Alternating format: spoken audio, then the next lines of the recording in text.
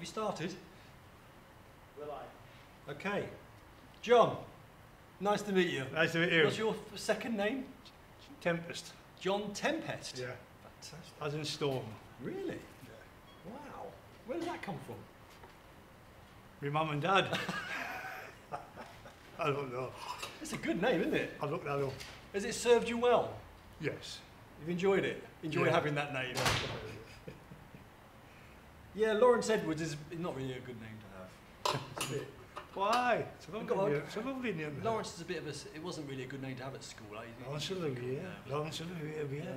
Well, I suppose, Wow. yeah. Your generation was probably quite enjoyed that. Mine was sort of more Wow. Florence and the Magic Roundabout. Do you get Laurie for short? Yeah. That's a lovely name, Lawrence. Yeah. It's quite French, actually, isn't it? Yeah, absolutely. Yeah. So you were obviously working in the mines. Was, yeah. You came down from Durham. Durham. Yeah. So your family's in Durham. Yeah. In what period of history are we talking? History. What dates are we talking? When are you in Durham? When were you born? I was born in 1949. I started at Craghead Colliery in 1964. At where? Craghead Colliery. Craghead. Craghead. County Durham. And one day my dad come in, because he worked at Craghead Colliery. He just come in and said to me, Mum, we're moving. Really? My mum said, moving where? She says, we go to Kellingley. So I said, Dad, where's Kellingley? He says, Pontefract. Never heard of it. How old were you? I was 17. Right. I said, never heard of Pontefract. Tell us another one. Wakefield. Ah. Never heard of Wakefield. Doncaster. Oh, I said, they've got a football team. And that was it. We had no say, and he said to us, you can either come or you can stay. Because I had aunties and uncles, and I had so much family there. And I've got an older brother, Alan. Right.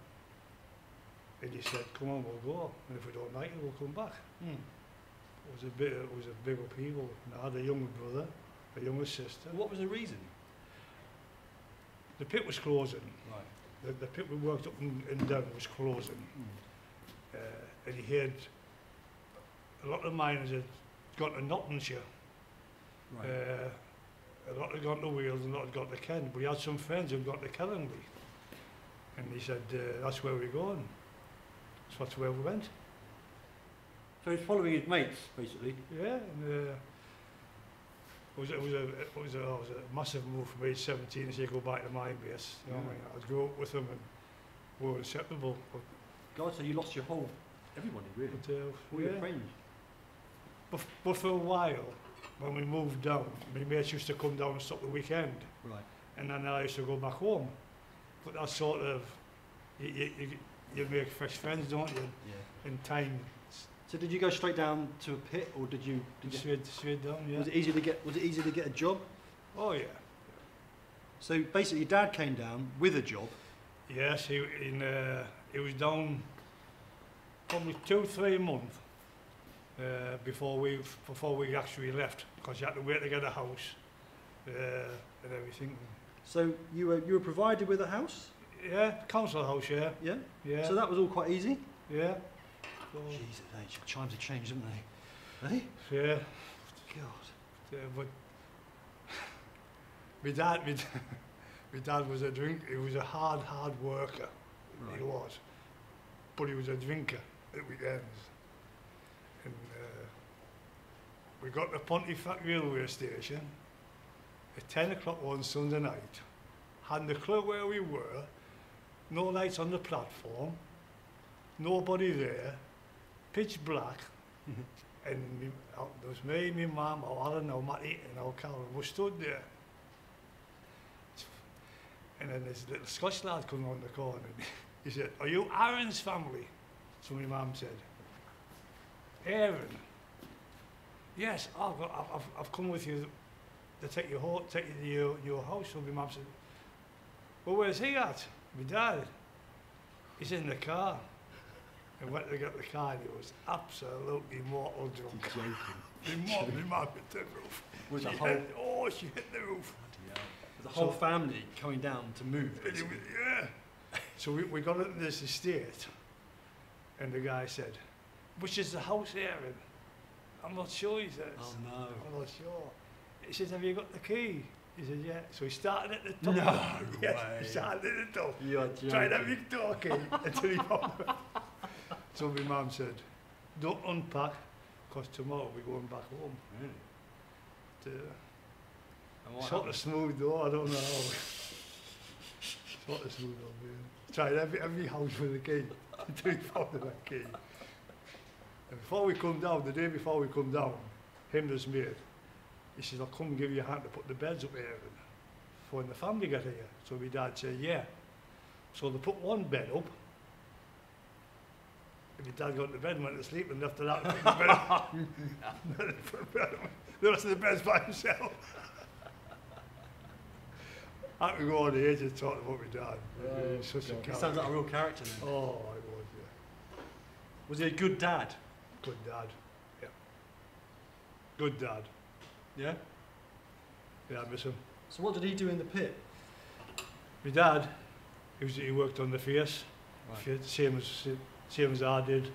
You work your way through, you know, you started in the surface, then you went down and you did some work underground, then you went further in by, what you call it, further into the centre. And you just, as the age come up, Journey to the Earth's core. the face trains you, then you come back and you see that's where the money was. And The money got better the deeper you went? Yeah. Really? Yeah. Yes. So how long were you, so you were at which pit was it? Kellingly, Kelly. And you were there the whole time? long time, yeah. So that was from the 60s to... 60, I'm born 64, coming 67. Well, that's how old are you at that? You started at 67, that was when I was born. Yeah, I started Kellingly in 67. And I retired 2007, 2008 I retired. Because they had a sort of, because I was union president of the pit. And we had a good management team, apart from one or two. And if you watch this video, you know what I'm talking about. Oh, really? But they had a deal. You accrued, the most you could get when you retired was a lump sum of £30,000 if you had 25 years in. But there was a hitch to that. If you didn't retire before your 57th birthday, you lost a fifth of that. And your next birthday, you lost another fifth. So if you, So in if 5 didn't, years, if you didn't retire, Yeah, so in 5 years' time, you lost your £30,000. Because because he you said stayed too long. pension was okay, but so they got me in this day because I was president, and I knew me. John, you're 57 next week. I said, I know I am. What are you doing? I said, I'm retiring. I'm retiring. I'm retiring one day before my birthday. And I retired the day before my birthday. And on my birthday, me and the wife flew off to Los Angeles Wow. to my sisters in California, and we spent a month with my sister in California. Then we come back home, and the wife says, what are you going to do? I said, I've worked from 15 to 57. I said, I'm not going to do nothing. I'm going to enjoy life. So the deal was, Yeah, if if you, it- so 50, you hit 57, If you, And- if you hit 57 and you didn't retire, you lost a fifth of your redundancy money, which was 6,000. Jesus. Following year, you lost another fifth, until gradually, in 5 years' time, if you were still mining, then there was no redundancy for you at the end of the show. So no one stayed on then? Very few. But isn't it strange, because I was president of the branch. Soon as I The what, the left, branch? soon as I left, they changed it. Oh no. But I'll tell you this, Laurence, it was the best thing they ever did for me. Really? Because if it's still been there, I'd have still kept going. Mm. So, at the time, it wasn't, but when you look back, I'd have still been going, you know what I mean? Yeah. they did well. Yeah. But I missed it. Missed the colleagues and the friends. Yeah. So suddenly you're above ground. Yeah. And you, I mean, are you in a place where you're watching them all go to work, or are you sort of aware of people? Your whole social life's based around people that are. No, I'm in a village. No, one pub, no shops, no nothing. But for the first, I would say, 2 years, I used to go back and sit in the office with them and say their ads and talk and a bit of crap. But I see them regularly now. We keep in touch on Facebook. Right. Yeah. Yeah. There's a lot. Actually, I've noticed that. When I first came around and started to talk to people. Yeah, we keep. There's a hell of a Facebook scene. Yeah, we keep in touch on Facebook. Yeah, everyone's really up on their kind of social media around here, aren't they? It's nice to keep in touch with them. Yeah, yeah. I mean, it seems to be a perfect fit for the kind of social cohesion that existed in the mines. Yes. A lot of humour on it. Yeah, taking a mickey out of each other. I mean, I don't do it at all. You wouldn't believe it, but I don't do any of it. But, you know, I've got a loner's job. You know, when I'm coming here, I'm very aware of the social aspects of it all. And, you know, everyone, I mean, I live for my job. So, I mean, this is my passion. Yeah, that's good. So, you know, I don't really need, that sounds terrible, but people, you know, are not, like, I don't need community, really.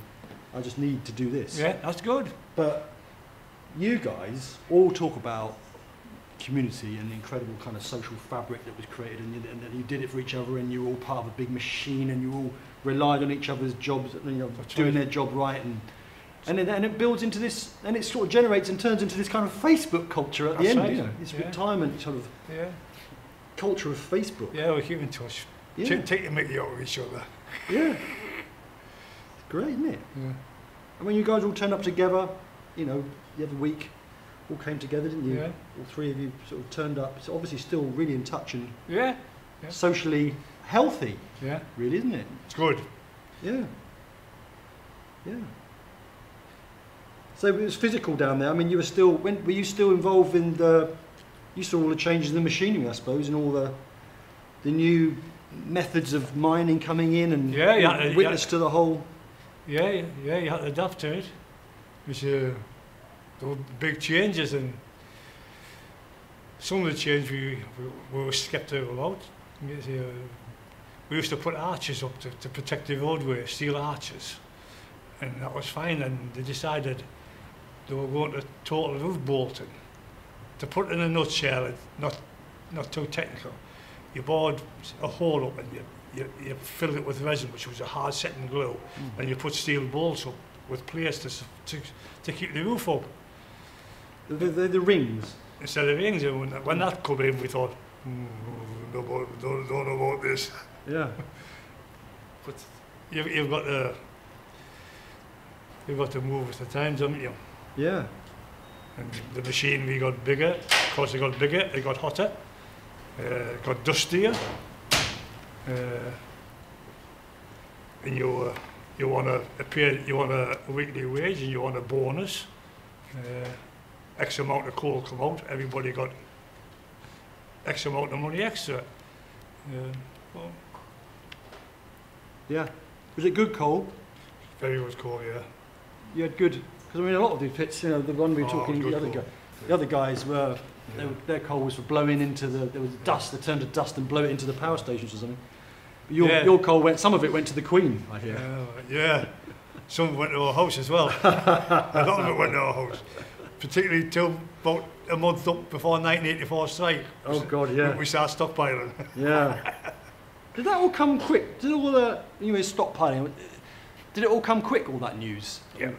Did it all, like, you obviously had time to prepare, but I mean the news came fast. And, really, really quick. Yeah. So, you know, beginning of the year you were securing a job. Yeah. By what? Then by the spring? Decided we should go out and run. And so we had a vote, and everybody, because we could see what was happening, it was that one, and which one would be next, and which one would be next. And where was yours in the line? Ours was second last to be closed, so. But it was proved correct. Sorry? It was proved correct. After one, they just started closing here, there, and everywhere. Were you a union rep then? Yeah. So you were actually in the negotiating team, or? are very hard to negotiate with these people. Yeah. So basically, you were in the Very hard teams to that negotiate. you were in the teams that were told what was going to happen. Yeah. And we put our point of view across and we discussed it with them. But at the end of the day, the colliery manager, you can talk to the colliery manager as much as you want. And the colliery manager's not in charge, is he? No. The Prime Minister's in charge. Yeah. Yeah. Who wasn't our best friend to start with? Who wasn't? Maggie. Oh no. No. No. No. But that's history. Yeah. But it always remains in our minds what happened. Yeah. But you carried on to retirement. So how Mhm. did that work? So was the pit closed in 2008? Yeah. So the 84 strike was the signal to say that the pit was going to close, start the procedure, which took, what, Start the 20 procedure years? for some collieries, yeah. Yeah, not yours. Not always, because we were such a big pit with so much coal reserves where we were. Yeah. And still have coal reserves to when they close the colliery. And we're talking about you were trying to buy it out, weren't you? Or the union was trying to buy you all. Well, I wasn't there at the time, but they did try and put a package together. But everything that they put together was just swept under the carpet. Yeah. What it does it. They wanted the pit closing. They used every excuse under the sun. They took the pit, but they'll never ever take our memories. No. Ever. No. And all the lads, if you talk to a coal miner, they'll all say the same. They can take the pit, but everything we went through was up there. Yeah. Our friends, our colleagues, our good times, our bad times, can never take them away from us. No. Absolutely not.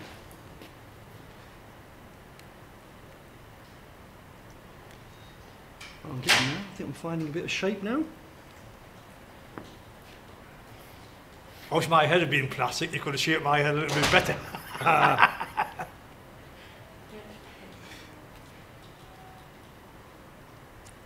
Hello.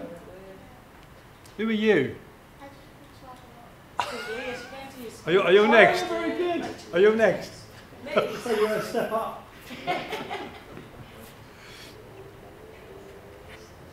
He's a tough one, this one. You like a challenge? Yeah. We still going Saturday, Paula? Well, where am I sat? For breakfast? Yeah. No, it's a bit early. Because I was talking to Anita yesterday and she said she was waiting to hear from you. Yeah. Oh, you've got that nose to a T. Have you got a typical head for your family? Have I got? A typical head? If I saw your brothers and your dad, would they all go, are you all related? Or are you a wild card? Wild card.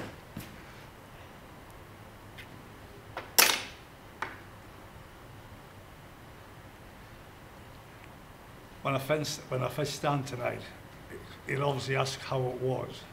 I'll say it was okay till that the mask was put on us. A bit hot and clammy and I'm really going to wind them up.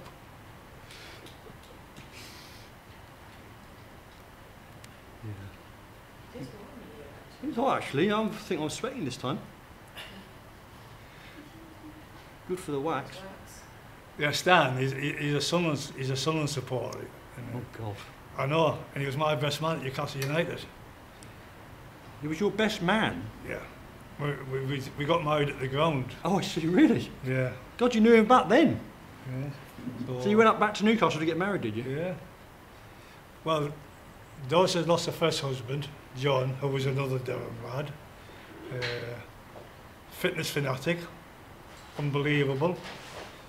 Coming from work, went to bed as you normally would do after 12 hours and never woke up. Really? What was it, heart attack or something? Not quite sure. So when me and Doris got together, and I got the sign of approval from the daughters. Really? Yeah, had to get the sign of approval. Yeah. I got the thumbs up after 2 years. We decided where could we get married at. So because we didn't And it was- understand you for 2 years. It was Doris's idea. We got married at the ground. Fantastic. That took some doing. But it was unbelievable. Hard to arrange, it was unbelievable. But we could get the registrar, we couldn't get the ground. And vice versa. I wanted to call it a day. But Doris persisted. Really? And we got a call from Newcastle United saying that there'd been a cancellation on 6th of June. Could you take it? So we did. So Doris, Cancellation of what? A game? a wedding. No, So they were doing weddings regularly? yeah, not during the season. All the weddings have got to be done when the football's finished. Right. So Doris and all the daughters and family come up on the Friday evening before the wedding, and I stopped down in Yorkshire and fetched a busload of people up for the wedding. Fantastic. So did you do it on the pitch? Did you do it between the goals? We did it in the room, but we actually went onto the pitch and got our photos took, and vice versa. But when I got to the ground, of course, they had a room where you could get changed into your formal wear. So I got to the ground and asked the guy, well, where's the rest of them at? Go down there, turn left. They're in the pub. Oh no. So I went down there, they're all in the pub.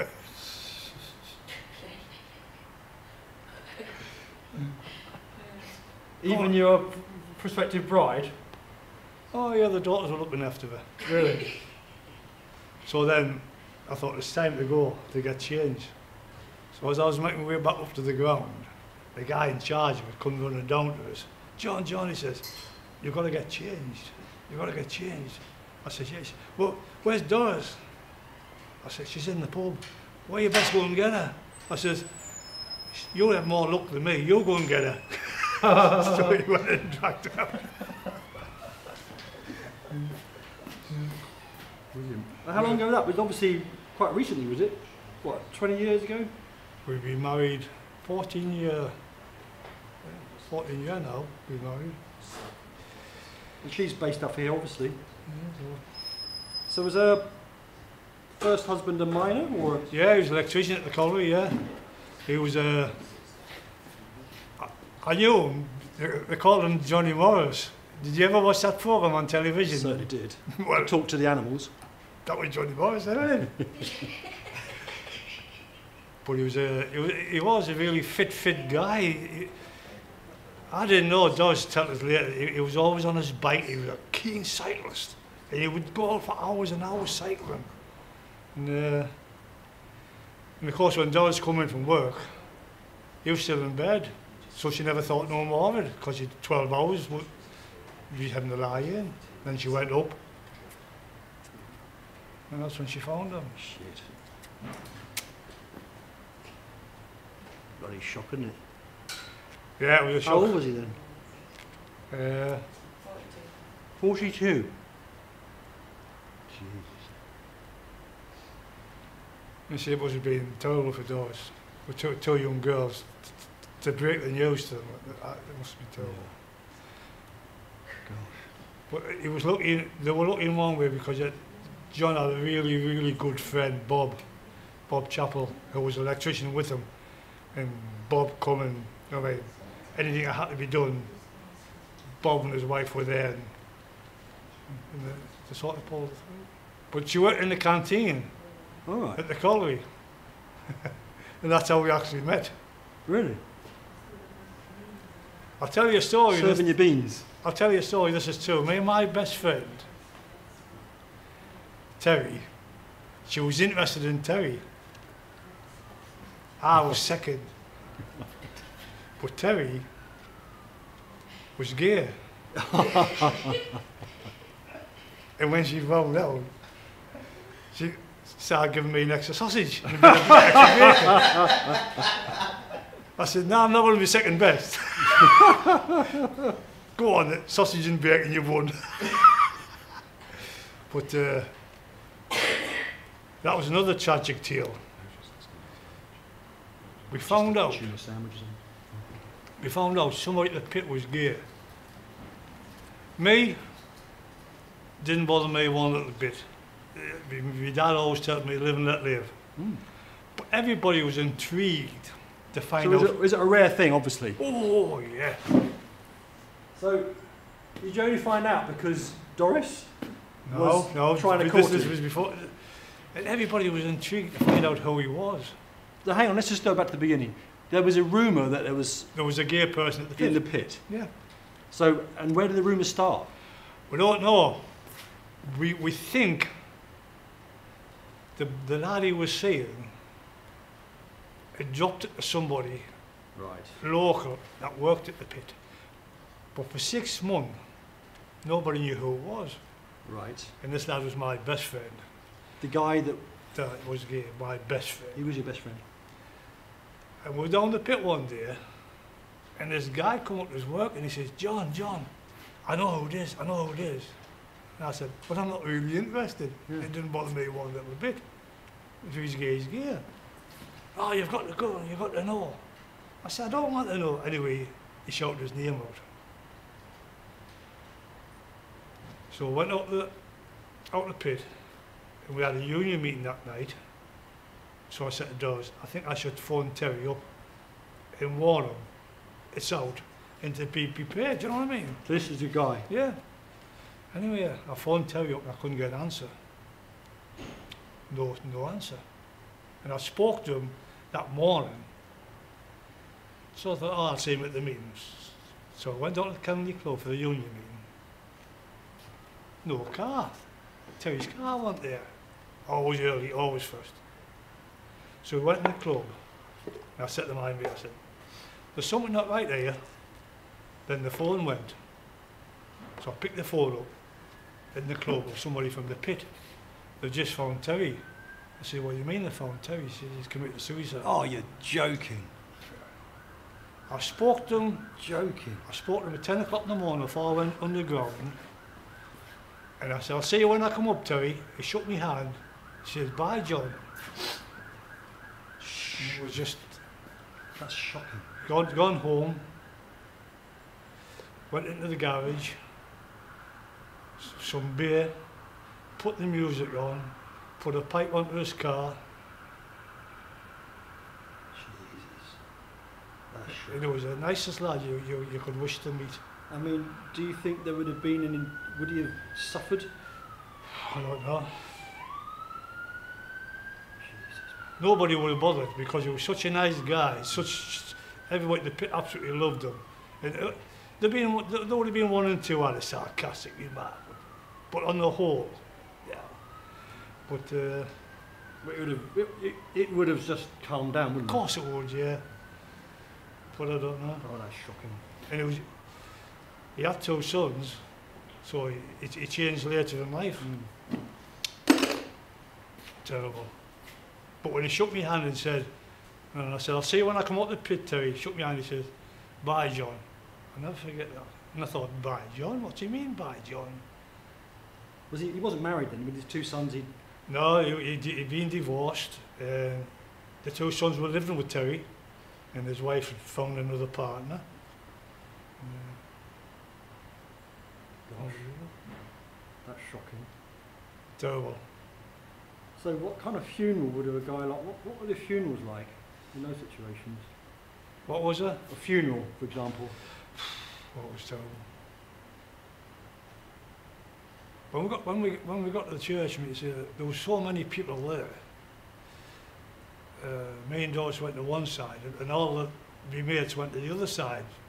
We weren't bothered where we sat. And during the ceremony, I could hear this wailing, crying and that, across the other side of the church, and I just took it, was it like ex-wife, or friends, you know what I mean? So when the ceremony was finished, I got outside the church and I said to one of the lads, I said, Squib, you were on the far side of the church, who was that doing all the wailing? He says, it was his boyfriend. And I just don't know how hard I'd smack him in the head. Jesus. God. Jesus Christ. They're tragic. Yeah. Oh, it took me months to get over it. Oh, it took me months. But I imagine it was a shock for the whole pit, wasn't it? Yeah, but it was so close to me. Really? Well, isn't it a bit weird that you also kind of had no inkling of it at all? None whatsoever. I say, gay? So what's a big deal with being gay? What? No. What kind of, how long ago was this? Oh, I don't think me and Doss were married. We were just married, so it would have been 2004, 5. Wow. And of course, I didn't go down to the grave. I wouldn't go down to the grave to see me put into the grave. I couldn't do it. And a week later, me and Doss visited the grave. And she left us. She what, right? She left us. She walked away when I had 10 minutes with Terry. How old was he? He was younger than me. Really? Yeah. He'd been in his 40s when he did it. Was things like that, you know, suicides and that, was it a rarity in the mining industry? No, yeah. I mean, it wasn't like, I mean, you know, farming, in where I come from, you know, farmers, you know, you get people that kill themselves. But I mean, it strikes me with this kind of sense of, you know, this strong bond between people. Yeah. Doesn't really matter what the work is, everyone's working for each other. Exactly. You get that kind of mental health, I Yeah. suppose. Yeah. No, I don't know. You say you can't tell what's going on in somebody's mind, can you? No. But I knew something was wrong when you weren't there, like. So unnecessary. Yeah. But as I say, life goes on, doesn't it? You've got to get up, dust yourself down, and get on with it. Yeah.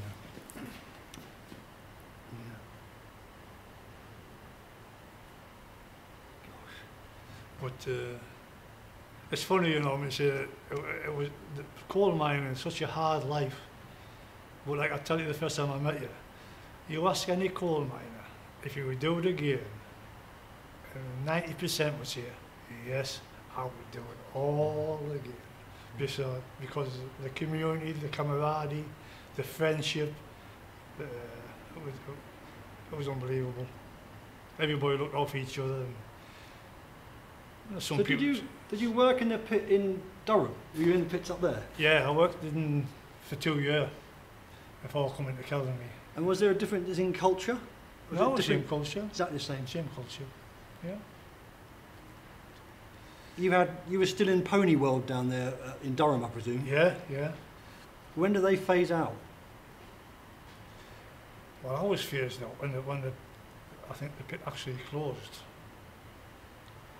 And I come down in 1964, and I think the pit eventually closed in 66 or 67. So they fetched them out then. Yes, I worked with the ponies. Amazing. Durham was a lovely place to live, wasn't it? Yeah. Beautiful. Were you in the town, or were you in the city? No, village. Just outside? Yeah. So was there lots of pits around the Durham? Oh, yeah.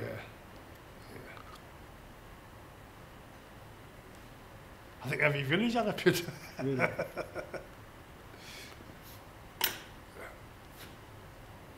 Was there a lot of people from Durham coming down to? Yeah, they went all over. There was a lot went into Nottinghamshire, Wales, down to Kent, Leicestershire. Good Lord. Yeah, they went all over. So at that time there were still options Yeah. available. Then wherever they went, they all seemed to end up with Kellenby. So was there like a community of Durham miners in Kellenby that attracted each other? Yeah, yeah. So you had what percentage of miners in Kellenby were from Durham in your area? Well, we had a lot. There was Durham miners, Welsh miners, Scotch miners, a lot of Scotch miners. I would think that there must have been 30–40% Durham. Really? Yeah. And a lot of Scotch miners, because their pits got closed. Welsh miners, their pits were closed. Yeah. So really, the Yorkshire miners were one of the last pits to go. Yeah. So how did the local miners, in a sense, deal with all these guys coming in? I mean, I presume there must have been. I mean, Well, Kelly was a new pit, right. and it was expanding. It was a massive pit, so the manpower was enormous So there was rooms for the local lads that wanted it, and the lads that had lost their So jobs. you needed the labour. Yeah, yeah. And that's why we had so many foreigners. We had, well, like I told you before, we had everything but an Eskimo. Yeah. We had Poles, Hungarians, Czechs. We had everything. Will they come in because the mines were closing where they were, or were they coming just because the money was They good? come in as private contractors for a firm called Tyson. Oh, right. They come to develop the faces. Then the miners would take over and work the coal faces. Okay, so they were excavating and That's well, right. what's the called? The first sink. They were driving what we call headings, going forward. Hens. Headings. Headings. They drive forward about 2,000 metres. Then when the 2,000 metres, they turn and make the face.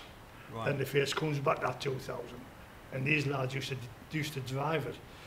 Until such time as the younger lads grew up, got the training done, then we fetched more young lads in. And as you got up, you started here, then you went up to development, and then there were so many of our lads in, then we got rid of the contractors and we used our own workforce. Right. But at the time, they were needed. But everything but an Eskimo.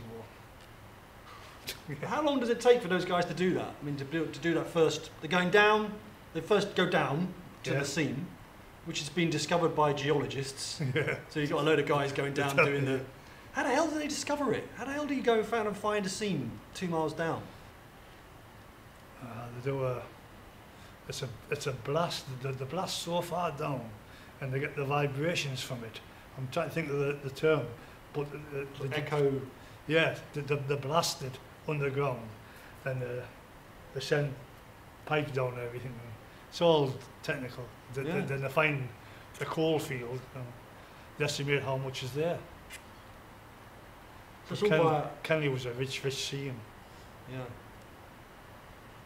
So how many were working in Kenny at the prime? Oh, 1,200. Jesus Christ. And this is 2 shifts, 3 shifts? 3 shifts. Some 4 shifts. Really? Yeah. So you got basically 400 people and 300 people underground at one time? Yeah. Then gradually we got rid of the contractors and used our own lads, and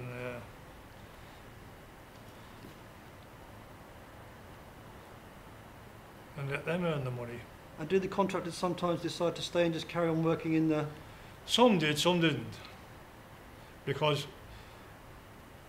the contractors at that time would be getting more money than what we were getting. Yeah. So when their contract come to an end, they would go elsewhere. Elsewhere in the world. Really? Elsewhere in the world. Anywhere and anywhere where there was money for them. And they would be sent by Tyson.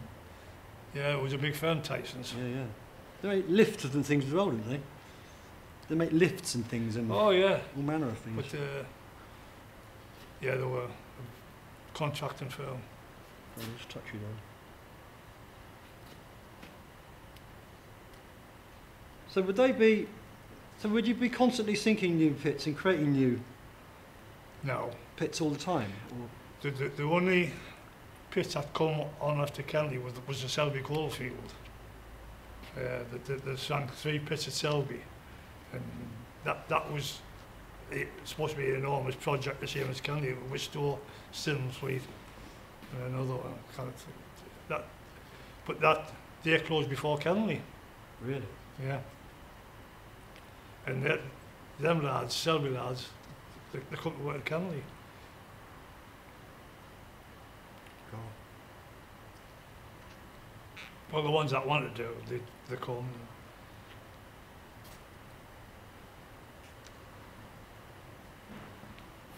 So were you a sportsman as well? Yeah, You were a footballer? You were a footballer, or did you have... footballer. I never heard of rugby till I come to Yorkshire. Didn't know what rugby was. So was there leagues and mining pit leagues? Oh, and... yeah, yeah. It must have been quite... Every college had a football team, Yeah. and every college had a cricket team. But I wasn't into cricket. that ball hurts. That ball hurts. If they played with a tennis ball, I would have been game. Oh, no, I wasn't into cricket. Oh no, too dangerous that. So was Kellenly a good football team? Yes, yeah. There were. Because so many young lads, you know what I mean? Yeah. They had a cricket team and they had a rugby team. No, I like the football or the softballs like tennis, where you get out the way.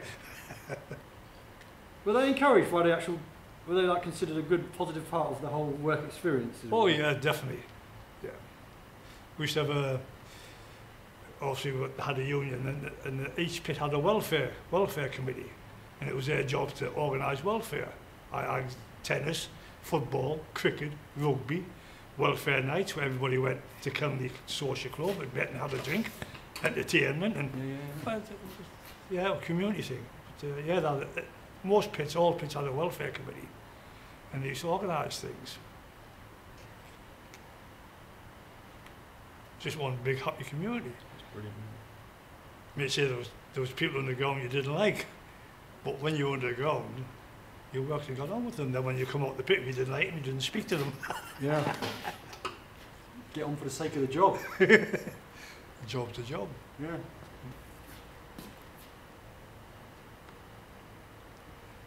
So what were you? Let me guess. Were you midfield? Yeah. Centre midfield? Yeah. Centre mid? I like the midfield. Director and the disperser of... I like being involved in everything. Yeah. But when I was at school... I suppose that makes sense as a union rep. Union... It all makes sense. You've got to be in the midfield for that. At school, when I played for the school team, the teacher used to play as a centre half. And I didn't like that because at that time it was a big leather ball with the race. And all centre halves had to head the ball. I thought, this is not for me. I like to kick the ball. Yeah. Midfielder. Midfield, you got to go with everything, don't you? Attack and defending.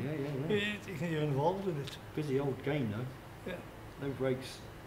We see, didn't like to be centre forward because if you missed the goal, you got the blame.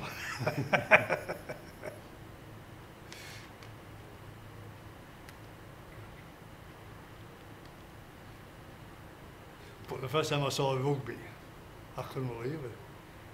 First time you saw it? What do you mean? Yeah, in the Yorkshire, it come on, it was on television, and I couldn't understand why they didn't have the pads on like American footballers have. Really? I just couldn't understand. So was there none of that stuff going on up in Dover at all? No? Wow.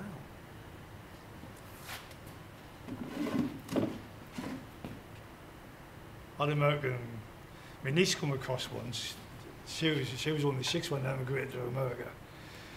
And she come across a visit once with her. So this is your brother, is it, that went? My sister's, my Right. sister, yeah. She come across a visit once with a friend. And I took him to a rugby match. And the friend, American, could not believe it. She could not believe it. She said, they're crazy. Where's the gear? Where's the shoulder pads and the helmets and everything? She could not believe it. So she actually took a video back of the game to show them people in America. Will you see this? So why did your sister move to America? Did she get married? And Job-wise, what was that?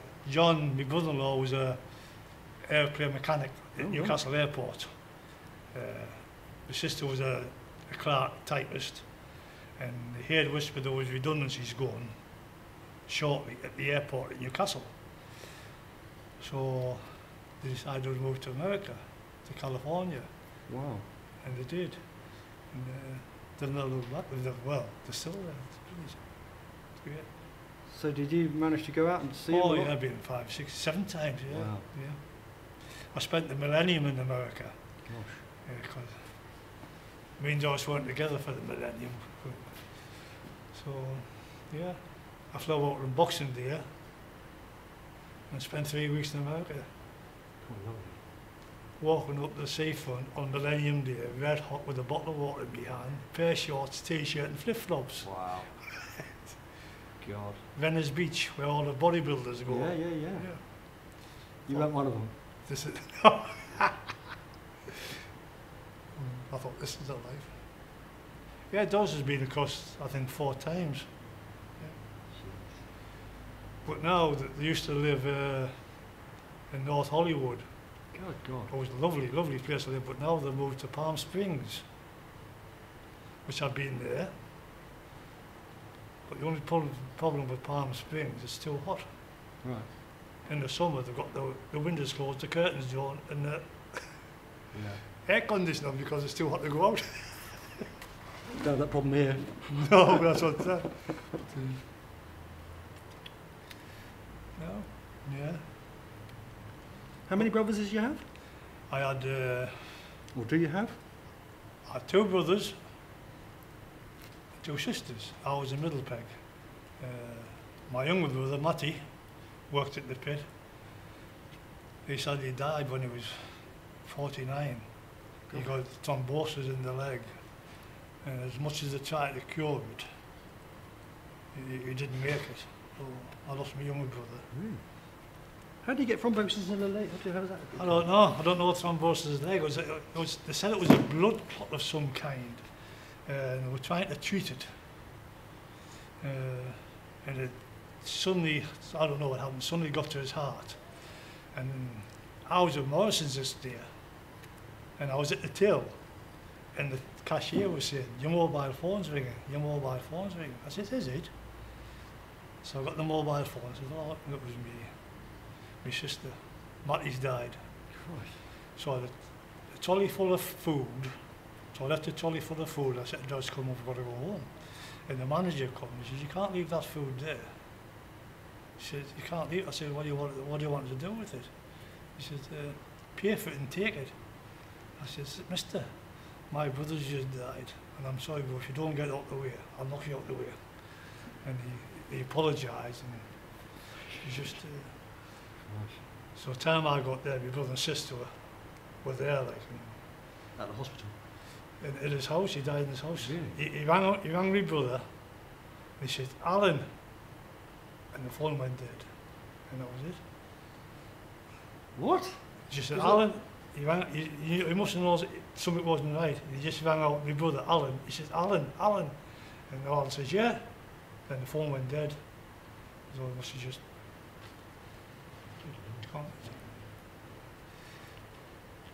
He was a really staunch Newcastle United fan. Really staunch Newcastle fan. Is there anything else other than a staunch Newcastle United fan? No. They all seem to be pretty... Yeah. We got a plaque put on the floor for him at St James's Park. You could get a plaque, you know what I mean, and we put on the floor.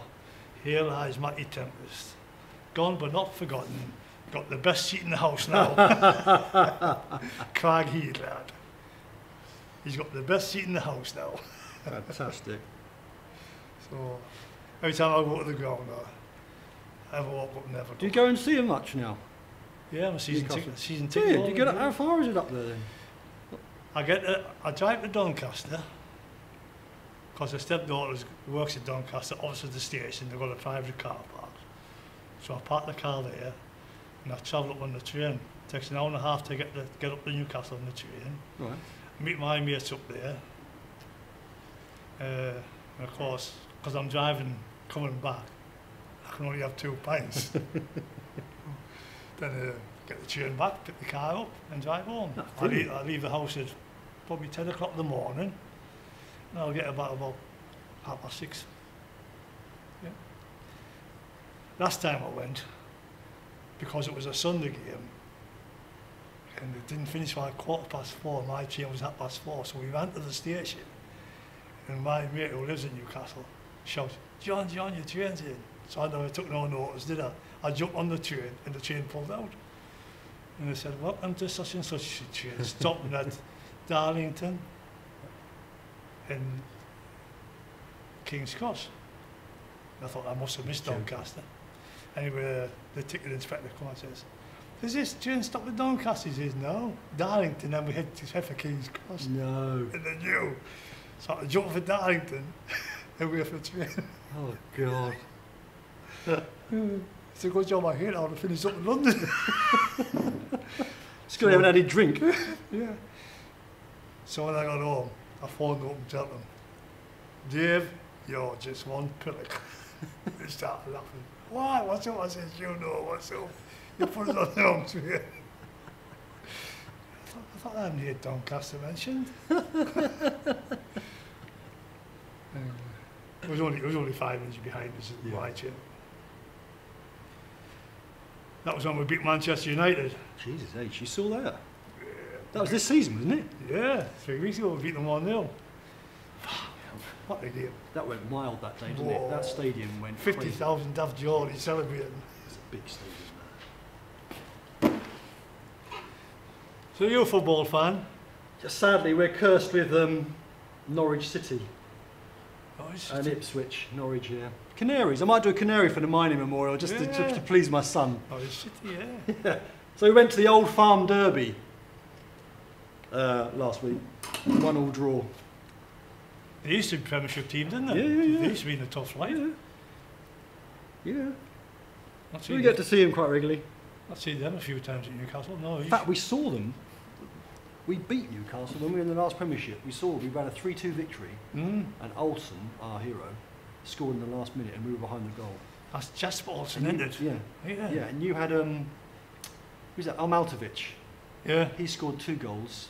We were like 2-1 down, and then we came up and in the last minute we scored, and we were on the way being saved in the Premiership. That was our turning point. Yeah. And Sunderland the next week, they beat us 3-0 with Defoe. Terrible. Broke our hearts. Well, remind me of Stan, who was coming in tonight. He was in Bolton last night to watch Bolton play Sunderland because he's got a mate there and he stopped the night. And I was watching the scores. So he had a bad night last night. So What was the score last night? 1-0 to Bolton. Put Sunderland bottom of the league now. Oh, Jesus. What, in the Championship? Yeah. Bottom of the league, yeah. Go for sale for 5 million if you've got to spare 5 million. Thank you. That's actually better than I thought. We can calm down a bit. I was rushing away. To the hot room, there's a sweat. They've opened the door, which is really good. I was like, whoa, I'll have a cup of tea. I didn't realise they were bottom. Bottom. Jesus. I love it. I bet you do, I yeah. love it. Yeah. I love it. Right, I'm going to try and concentrate now. How does your mouth sit when you don't talk? And when you don't laugh, what do you look like? Is your mouth open or closed? Close. Right. Dimples. Dimple, yeah. Yeah. So you've got a wide mouth there. Got a fantastic head, I have to tell you. It's great. Keep looking for heads. The minute I stand down Doncaster, I think, oh, I go in the pub, I think, I might just tap him on the shoulder. But it's a bit of a weird sort of come on, isn't it? Do you fancy your head being done? Yeah. You've been punched many times. Yeah. Yeah. I was in the Mason's Arms last night. Yeah.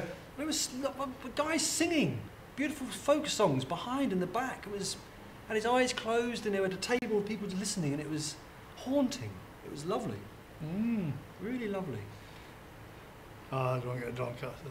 Did you was there much singing going on in the mines? Would you have is there like a folk singing tradition and all that sort of stuff? Did you have songs in the pit? Sort of dum-da-dum-da-da? Yeah. Yeah. None of that going on. No, just took the mickey out of each other. Yeah, I bet you did. Yeah. Just took the mickey out of each other. Because you read about your brass bands. Every quarter you had a brass band. Yeah, yeah. Yeah. And they were, you were proud of your brass band, were Oh, you? definitely. Yeah.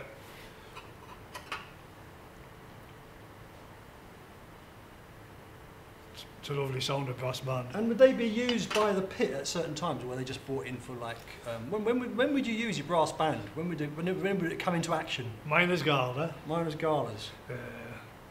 So what were the Then Miners' Gala? Was when every pit went into Durham and marched into Durham with their banners. Then everybody in the country then used to come up, and the banners, there used to be 100 banners marching into Durham, and every banner had their own band. Used to march past the town hall where the dignitaries used to sit. Then used to go to the big park where the speakers used to be. You used to listen to the speakers, because at that time you used to get some summer. It used to be nice weather at that time. But I used to listen to the MP speaking and everything. And, well, we did, because I was young. The others used to head for the pub. You head for the pub if you were old enough. So what was the purpose of the gala? Was it a big get-together, or? It was memory of miners. Memory of past miners. and present. Yeah, it still goes now. The Durham one. Did you have equivalents down here in Doncaster? Yorkshire Gala, yeah. They don't exist anymore, or? No, since the pit's closed, yeah, used to have Yorkshire Galas. Yep. Was that culture as strong down here as it was as in Durham? Is there a bit with the galas as? I think it was, yeah. As passionate, or? But Yorkshire's such a big, large county, isn't it? Yeah. Where Durham is a bit more tight, so yeah. Yeah, you said Yorkshire Galas, yeah, good. Marching with your banner. And would they constitute a day off? I mean, were they like? Oh no, it used to be weekends. Weekends. That was a good idea. That we should have put that to them. Yeah. You missed a trick there. We did miss a trick. Should have been a Friday. Yeah. And then the people that carried it with the poles, they were selected. All right. Yeah. And the people that had the ropes to keep it steady used to put all the checks in the hat of the workers at your pit. And if your name come out, you had to do it whether you liked it or not. Was that an honour, or? Was it a good hold thing? the rope, yeah, for rope. Was that a good thing to be doing? Were you? It was an honour to do that. Was it being a bit like the Carnival Queen? No, weren't many queens there. And was that run by unions? Yeah.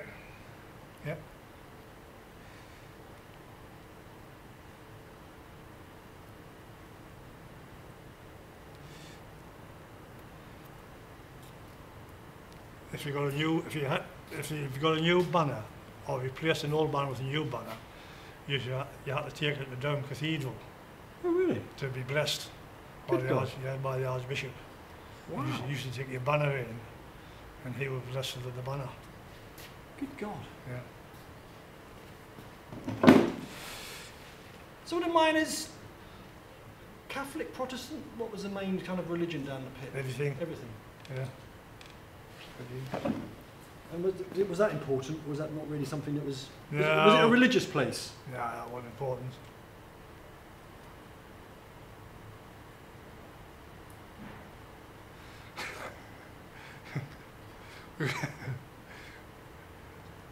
The officials, the deputies, they used to be in charge of the district, and they were in charge of everything.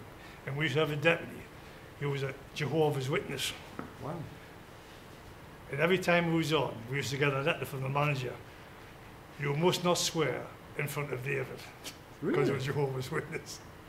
So we tried our best. We really tried, but sometimes it would come out. Why don't you? Yeah, you must not swear in front of David. Nah, it didn't matter religion, creed, colour, and material. Did you have many ethnic minorities or any? Yeah, we had, yeah. The first man I worked with was a dark man. The first man I worked with on the go. So what would his story have been? Hey? What would his story have been? Was he a Yorkshireman? He was a Yorkshireman. He came into Yorkshire when he was 15. Eddie. He taught me a lot of the rights and wrongs, and he was a great guy. Really great guy. That Eddie. Taught me a lot.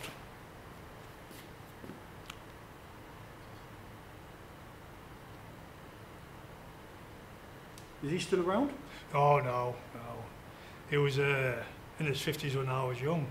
So, but he was a great lad. Great lad. Who had his portrait done? Yeah, when he said jump, you used to have to jump.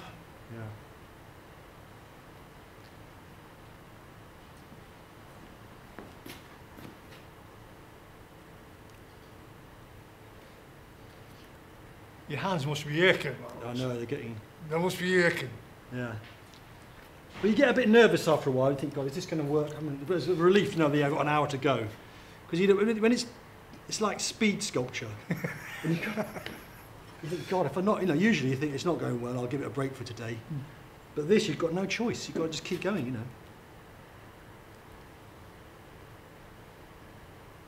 Which is brilliant, to be honest. Yeah. I mean, I love coming up here because you kind of guaranteed 6 sculptures.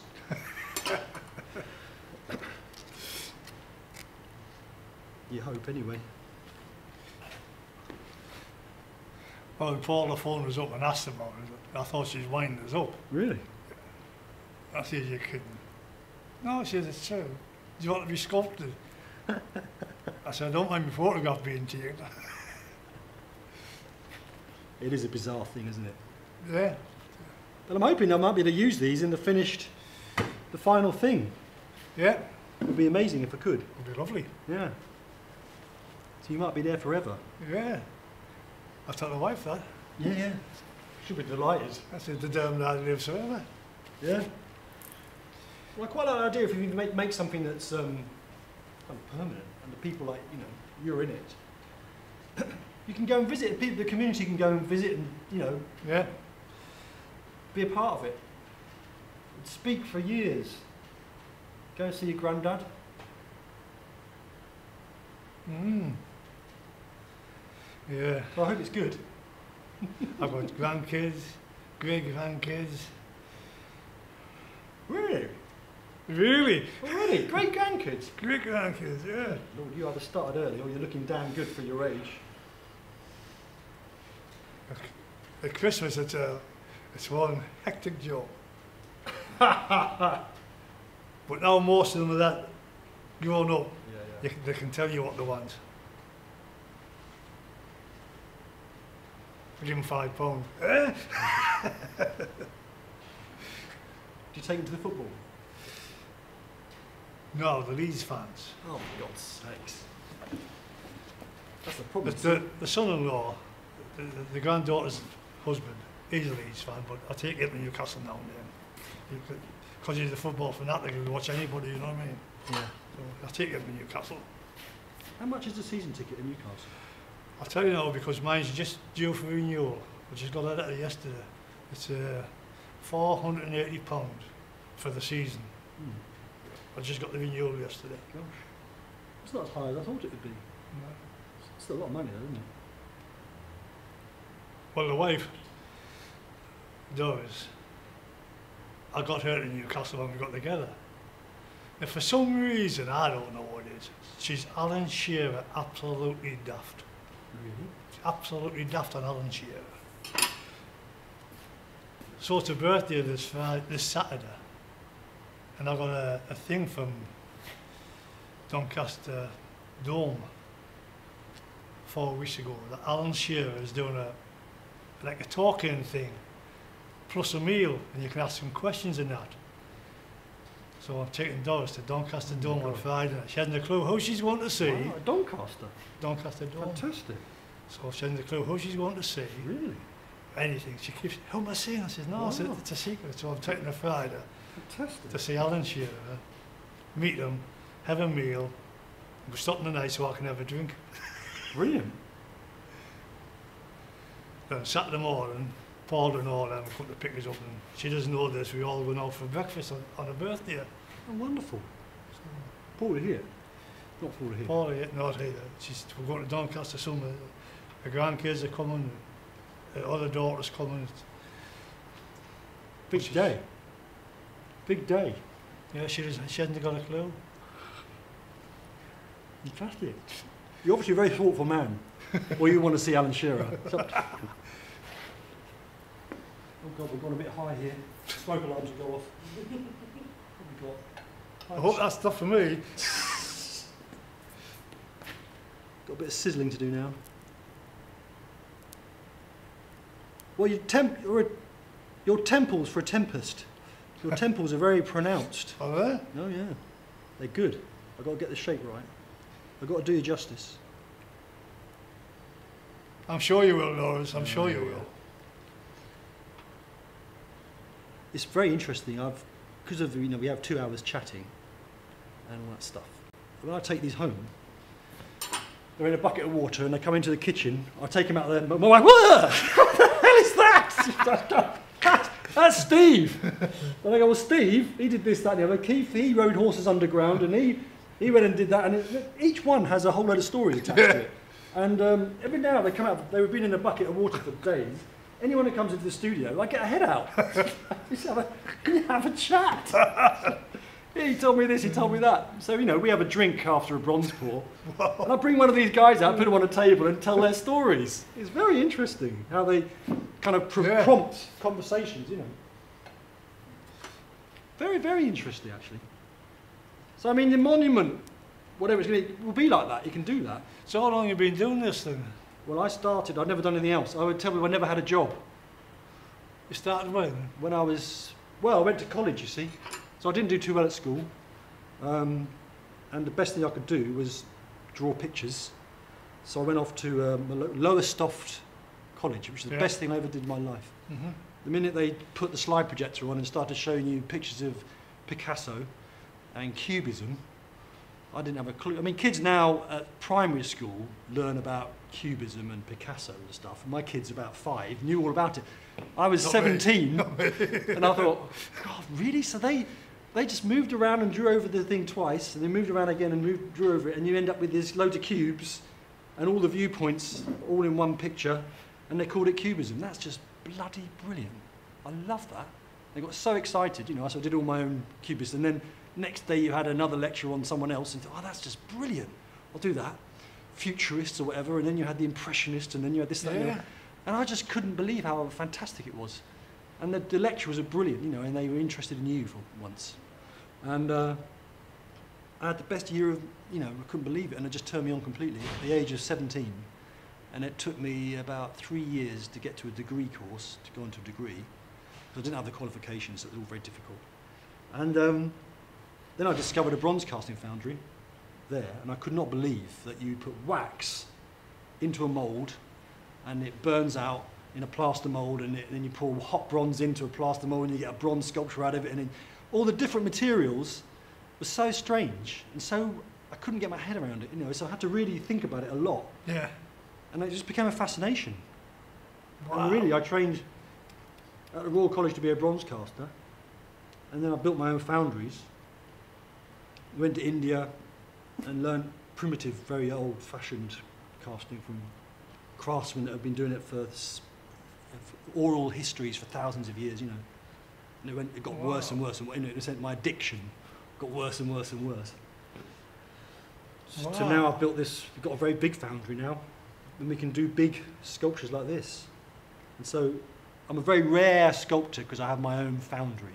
Most sculptors would have to give this to someone else to cast and give it back to you in another 6 months' time, you know. So you got your own foundry? Yeah. So yeah. you got people working for you? Yeah, there's 6 people there at the moment, today. I'll ring them up in a minute and see how it's going.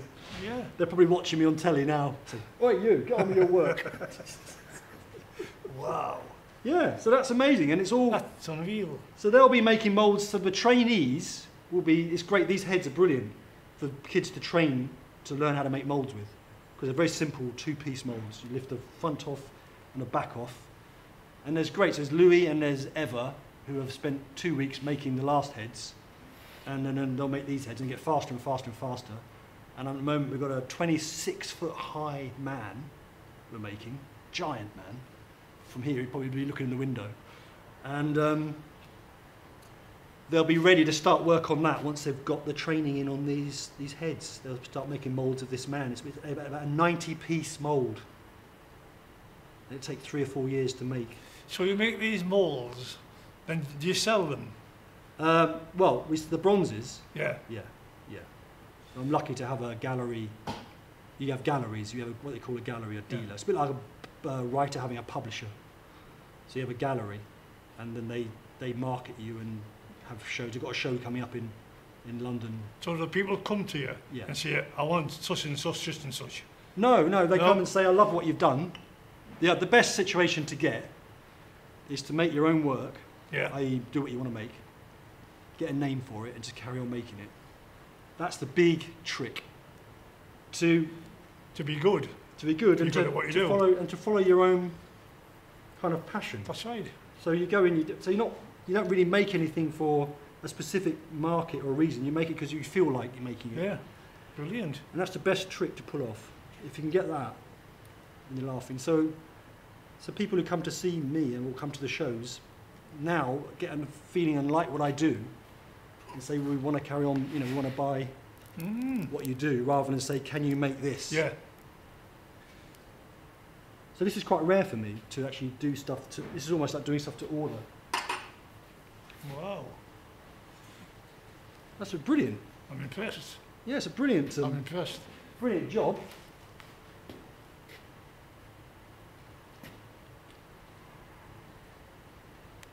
So I'm in Australia in April. Got an exhibition in Sydney. Your exhibition, Yeah. your stuff. Yeah. So I'm flying out there. So I'm hoping to do this every month. Come and do 6 blokes every month, or 6 mining people. So I can't do it in unless I go to Sydney and find some miners. So I can't do it in April. So you box everything up and Yeah, fly all your Yeah, stuff out. yeah. Do an exhibition. Big sculptures as well. Wow. Yeah. It's insane. It's incredible. Does your wife go with you? No. Well, I think when we get kids are all at school, you see. Yeah. So someone's got to stay holding the fort. Yeah, definitely. So, but hopefully, it will later on in life. I mean, I'd like, I phoned her this morning. I said, "Look, I've got a lovely big bed in the hotel, lovely big room." And I said, "It'd be great. You could come here. You could sit here. You could go off drawing or whatever in the countryside. I'll do it, and we'll see you at night. Have a meal out in Doncaster, because Doncaster is growing on me. I like Doncaster. Yeah. We can have a lovely time, on these gigs, these jobs out." Doncaster races today. Yeah. So, eventually, when life works out, we'll hopefully be able to come out with me and do these things together. Because I don't think people like me ever retire, really. I don't think we have that option. Yeah. No pensions in my world, really. Problem is, you live life, you don't have any money for years and years and years. And art is a very strange business. Yeah. 90% of the work of artists, well, I think that there's a statistic, there's 40,000 artists in London, 500 of which make a living. The rest, Wow. it's a really difficult world. So, to actually get to a point where you're making a living is incredible. So you get, but then there's the potential to make a hell of a lot of money. Because some, it's like you hear all these stories in the Daily Mail, don't you, about paintings going for millions and millions. That hasn't happened to me.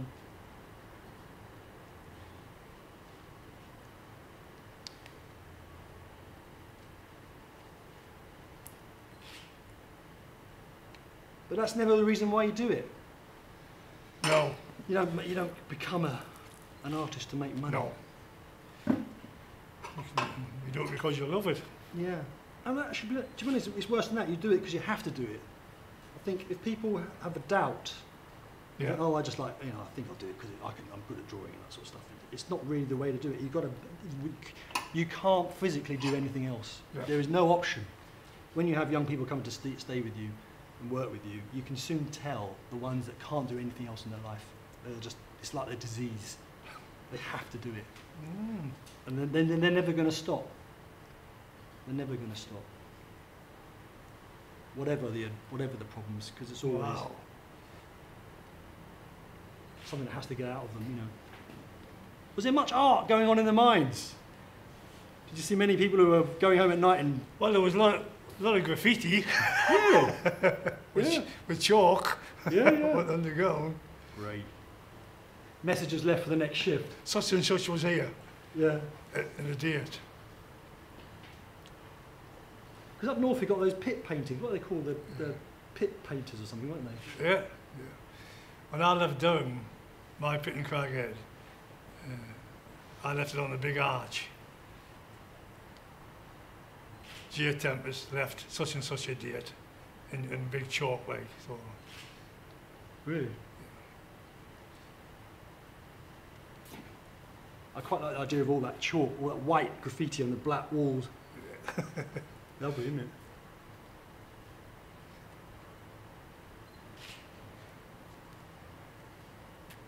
Getting close.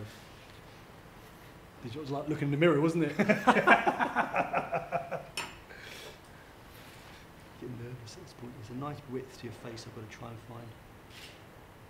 You've got a Kirk Douglas hairline. Have you got a dimple? No, you've got a dimple. I don't know. I'm going to check my face when I get back. I'm going to get. Yeah, I know, you're not looking all right. Where's these dimples at? No,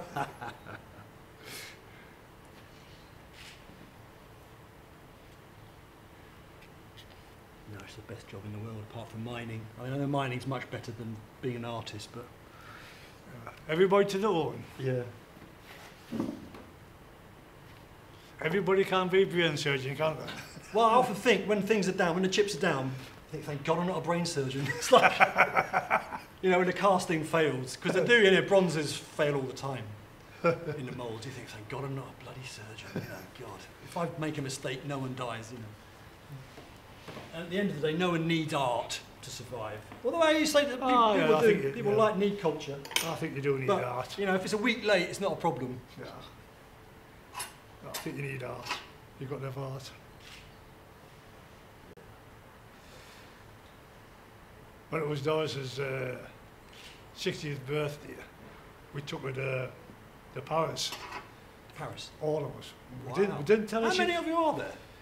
Well, there was me, Doris, Paul, Anita, Kyle, Rebecca, Callum. And we didn't tell her we were going until we got to the airport. She hadn't a clue. There's a lot of this going on in her life, isn't there? Yeah. She thought it was just me and her. And she was really worried because none of us could speak French. Wow. How are we going to do this? How are we going to do that? And when we got to the airport, we were flying out at 6 o'clock in the morning.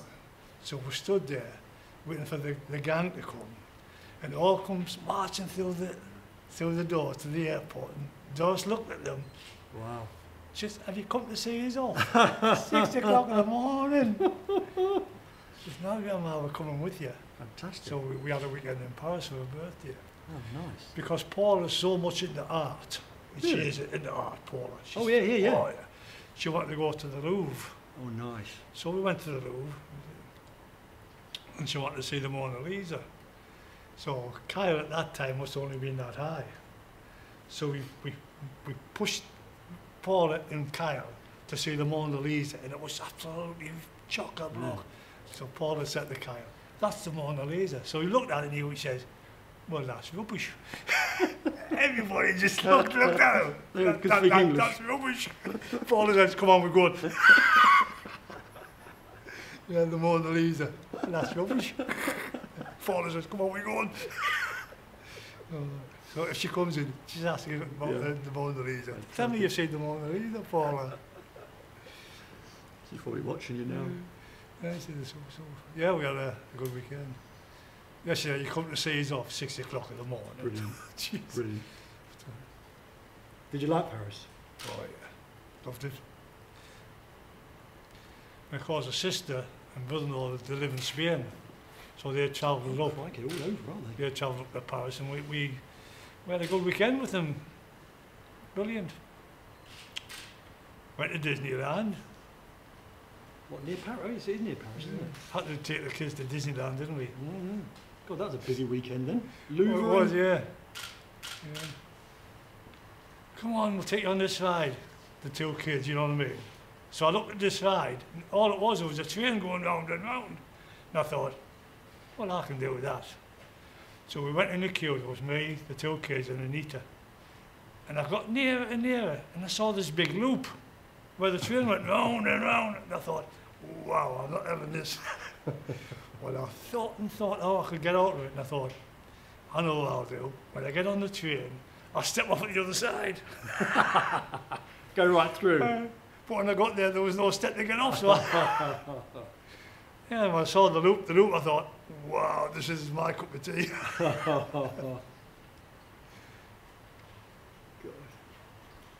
minutes long. 30. And we got off. Wasn't that great? Oh yeah, lovely. So what was your mother? Was your mother a dutiful... Was she working the mine, or was she... My who? Your mother? No, she was just a housewife.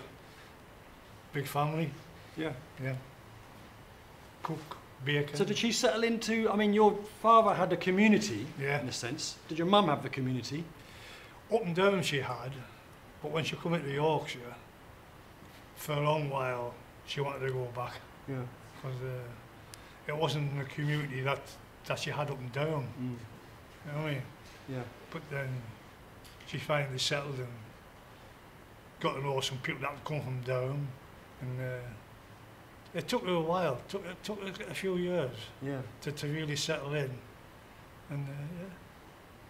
But she liked to go back to Down Yeah. for weekends because she had a family. My dad was a twin, Oh, and right. she was very close to my dad's twin, so she would go for the weekend on the train, and we'd pick her back up at the station. But, it took her a long time to settle into Yorkshire, into the place we were, because it was a new estate and it wasn't finished building, and everything was going on, and it just wasn't what she was used to. So what sort of houses did you leave in Durham? Were they Colliery house. there were proper roads? Yeah, lovely houses, yeah. And the ones being built were Council houses, Council completely different, yeah. modernised. You know what I mean? Yeah.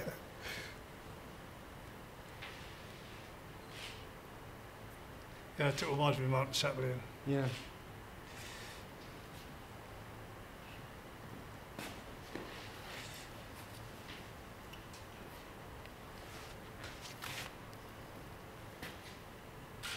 So was it full of, were the council houses full of people from the north, from Durham? Yeah, or? yeah, they built a new estate.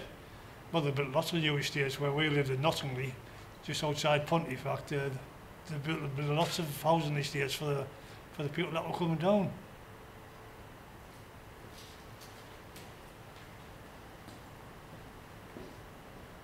And your dad was a miner from when he... Was your grandfather a miner? Yeah, they were, yeah, they were all miners. So how far did that go back to?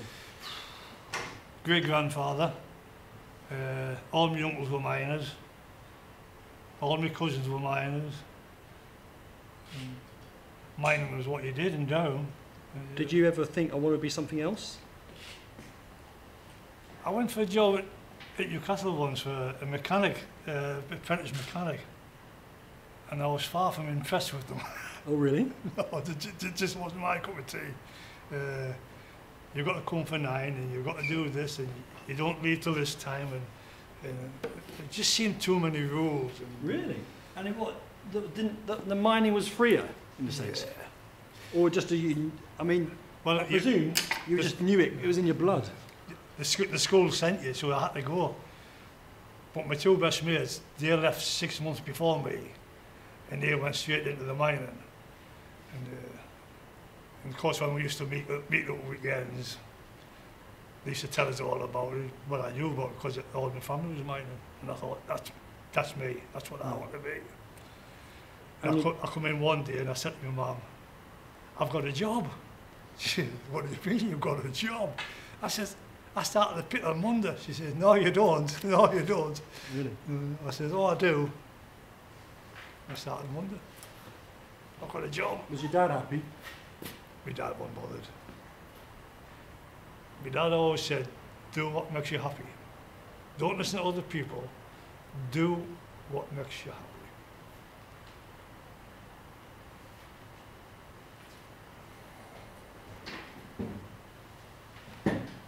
I had to go for, let's say, the colliery manager before you started. Let's see if he give you a job. I want a job. Yeah, what's your name? John Tempest.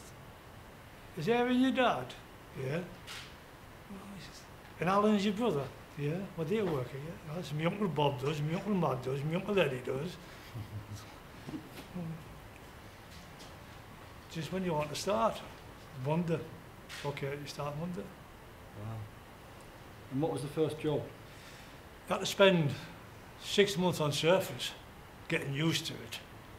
Then they sent you to another colliery to do your underground training. And I tell you, the first time I saw a cage to go on the ground, I nearly backed off. Really? When they come up and they opened the doors to get on, and I looked. I thought, oh, I don't like this. Yeah. But there were so many, you got on. Worse than Disneyland. That was it. That was the start of it. Never looked back. Do it all again. Do it all again.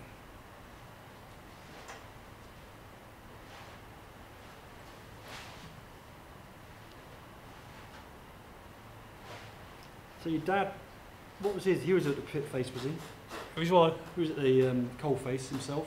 Yeah. He used to work on a, you'll not believe this, but he worked on an 18-inch seam. 18 inch? 18-inch. Jeez, that's half the height of that table. And it was hand filling. All you had to take on was a pick and a shovel. And you had to make sure you took them on the right way, because you couldn't turn change it around. You couldn't turn it around. That was his first job, 18 inches. Then they got modernised to give you this like windy jigger, Yeah, like instead of a pick. like a pneumatic drill. That's I mean, how long did the 18-inch seam last? I mean, in the sense of years. Was he on that for years? yeah.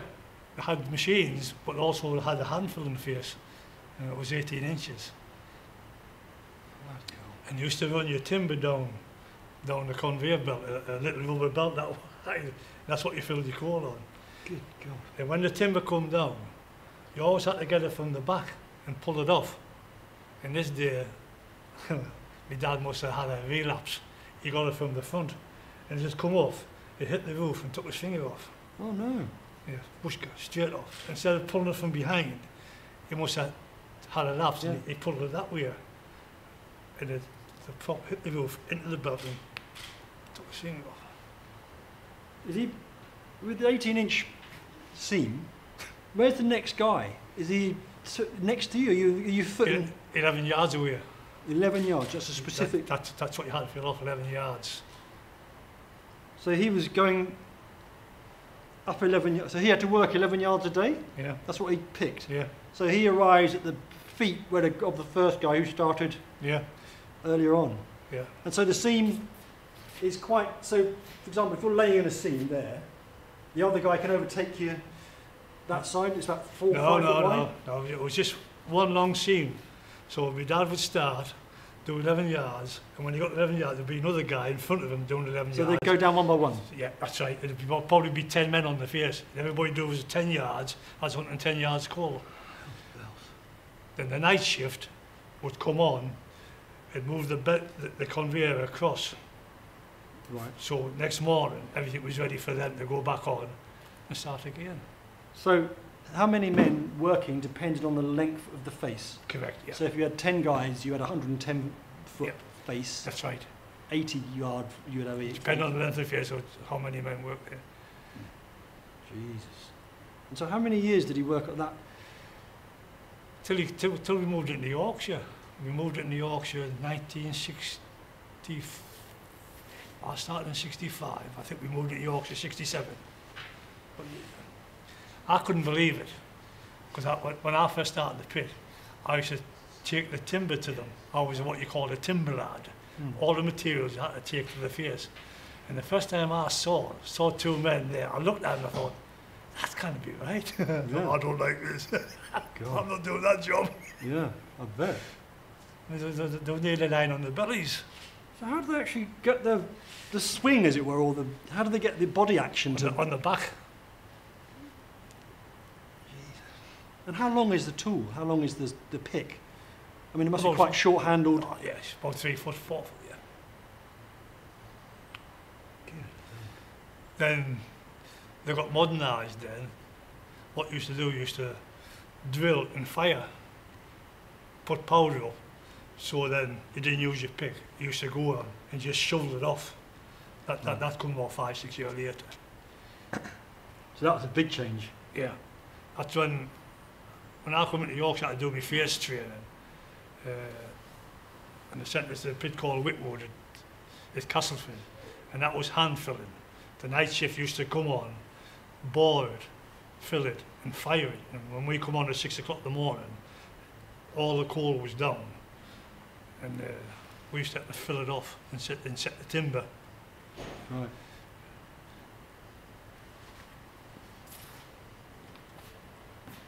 God, did he like that? Was he happy? Did he moan about it every night, or? I loved that. What about your dad? Did he? Never moaned, just got on with it. Then when he come into Yorkshire, there was no hand filling in Yorkshire, it was all machinery.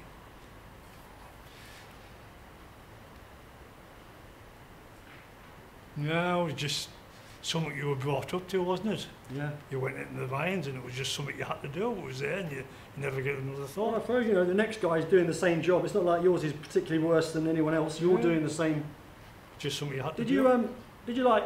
Was it like the pit over the 10 miles away had a 5-foot seam? Does everyone fight to get into the 5-foot seam pit, and No. everyone like curse to get into the 18-inch one, or you just take what you're given because Take you're what you're given.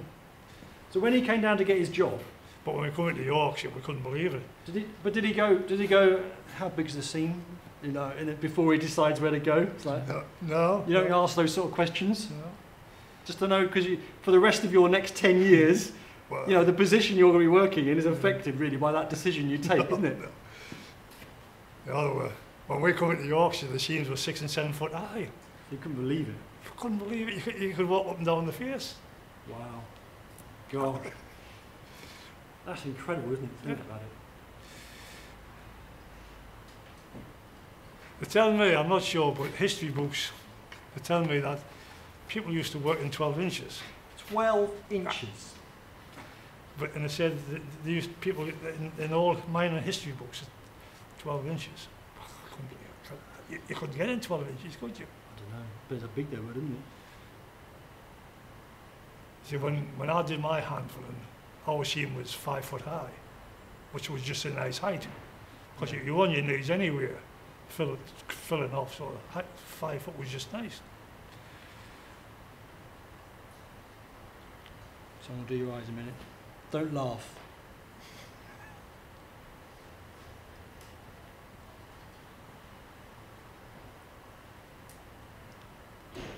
Got to concentrate. You're talking too much. Keep talking to you. Yeah. How long have we got to go, Laurence? About 20 minutes. That's lovely. I've got to get the twinkle in your eye now. Otherwise you'll complain. I'm coming back tonight. Are you? Are you really? Obviously we're out of the session. Stand back. Standing not come himself. He's interpreting. He's not. He wouldn't come himself.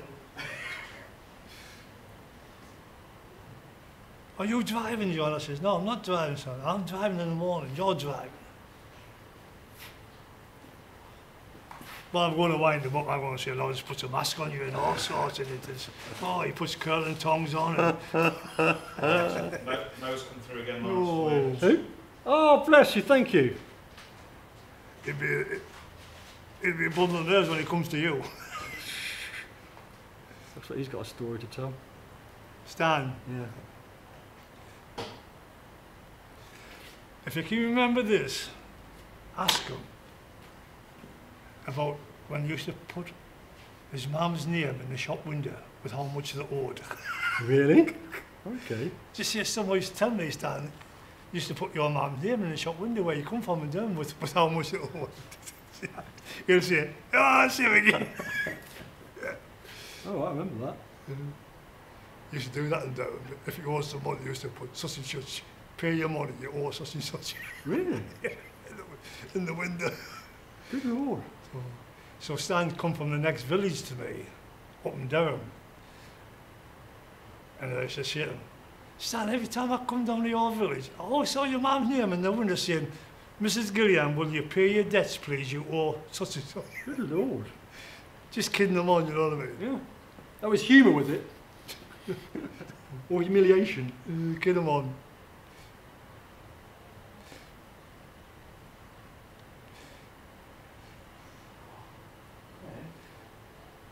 He's behaved himself so far. He's only really slated you briefly. Oh, We've got to ask about the Mona Lisa. Mona Lisa. Yeah, apparently. I was telling him when we went to Paris, Yeah, that one. the Mona Lisa. Yeah. Chewed up. Was it Kyle? Yeah. He really appreciated it. He did.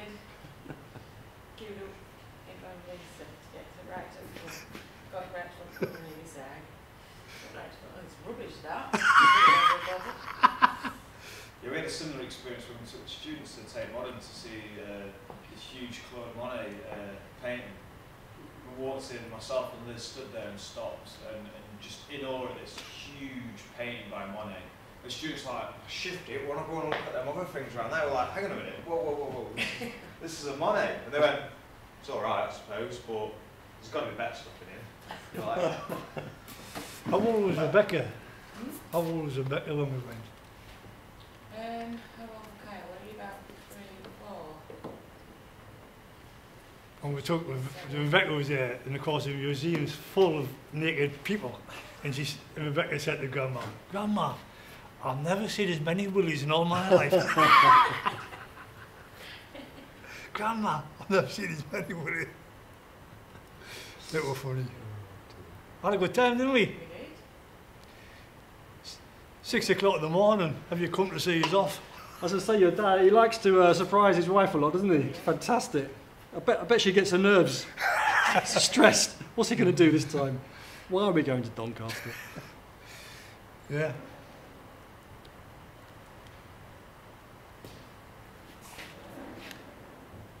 You stick your head up, don't you? You like to do that. It's getting higher and higher and higher. I have to keep changing the blooming angle. It's like, they're going to be like that later at the end of it. You should have a thing on it. We did get old photos as well. Proud man.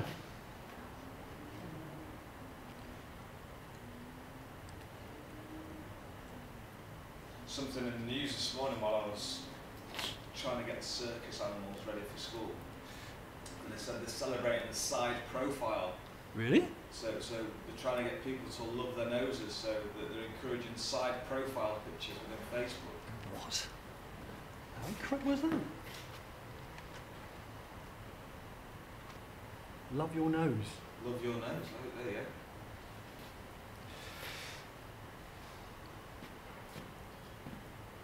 I've got to get your humour. I've got to get humour. I've got to try and the smile. Sorry. Just carry on. A smile is the hardest thing to achieve. Otherwise, you look like it's very difficult to make someone look smiley. But you have a twinkle. But again, a twinkle is a very difficult thing to get into a bit of wax. Cheeky cheeks, aren't you? Cheeky cheeks, dimples, twinkles, timples, and yeah, that one came. That line gave you a little smile. A few crow's feet just there. Do a lot with the crow's foot. That's what the first wife used to say to the grandkids. When he stops smiling, beware.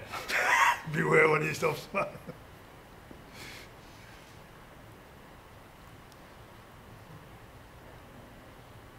See, Dad lost his fingers. You say your dad lost his fingers? One. So did you know your granddad? Yeah. Yeah. Oh right, so that's interesting. So he wasn't as nice as your dad. Is he a hard man? My mum used to say, come on, we're going to get you, your granddad's going to cut your hair. He didn't cut my hair, he used to pull it out. You know what I mean? With these, no, I don't want my hair cut, mum. Your granddad's waiting for you. Wow. So they live on the same street or? Same village, but probably 20-minute walk. Right. And how long did he work under the mine for? All his life. So how old was? So what period of history are we talking about now? Turn of the century or? Oh, I don't know. 20s, 30s, 40s? 30s, 40s, definitely 30s, 40s, yeah.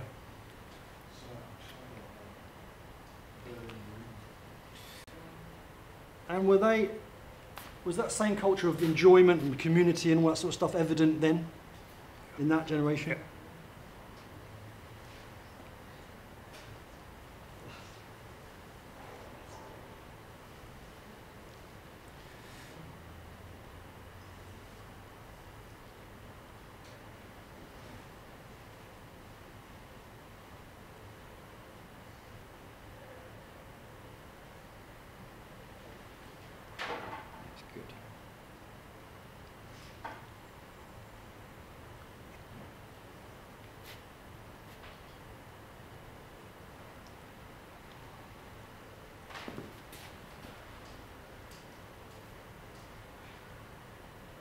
So Doris, your wife Doris? Is your wife called Doris?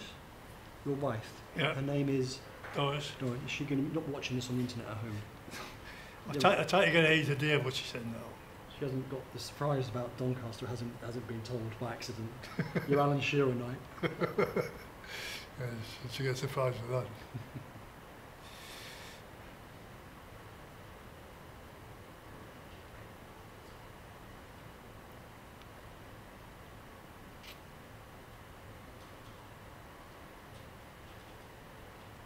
Start the race to finish now.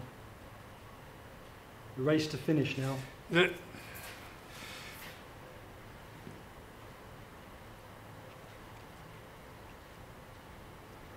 Just hope there's nothing fundamental wrong.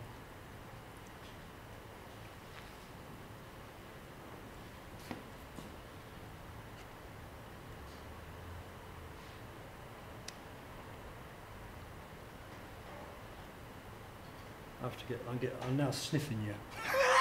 I get closer and closer. I forget you're a human being.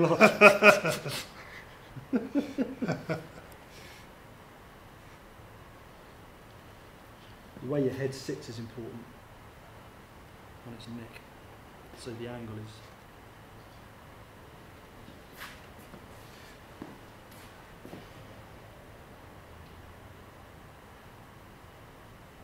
It's a bit like the generation game. you think so? Yeah.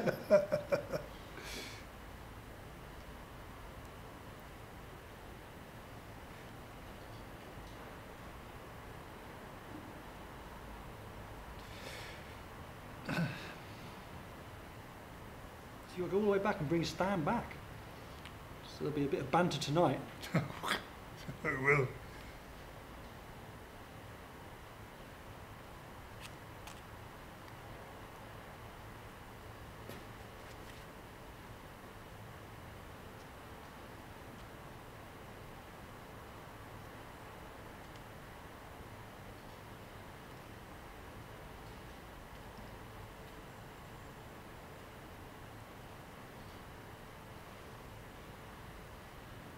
Your 10-minute warning, Laurence. Thank you.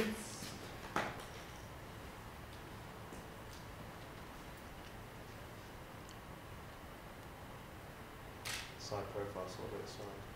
Hmm? Bit sad.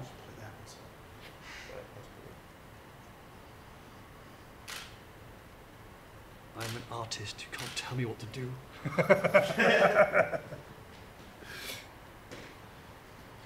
Problem with artists, you need to tell him what to do. Yeah. Otherwise, we're feral.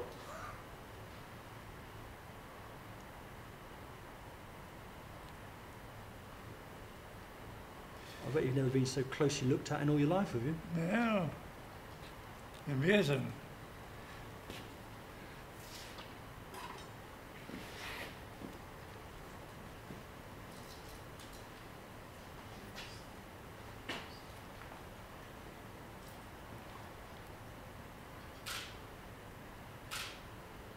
I mean, the great thing for me is I get all these models, all these people that just have to sit and do what I say. Yeah.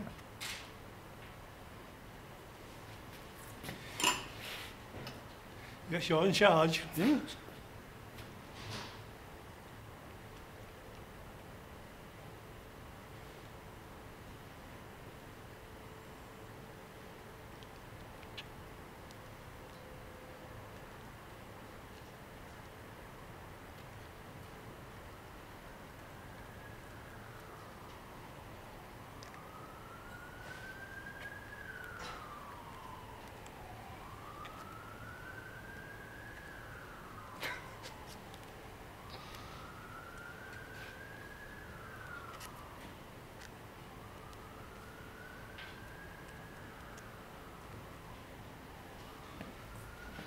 Keep getting the stuff under my armpit. I'm all right. Safe. Could get like some hand warmers in your apron. Just put a couple of hand warmers in and just put it in there. You'd miss it in your mouth, but you wouldn't know where you put it.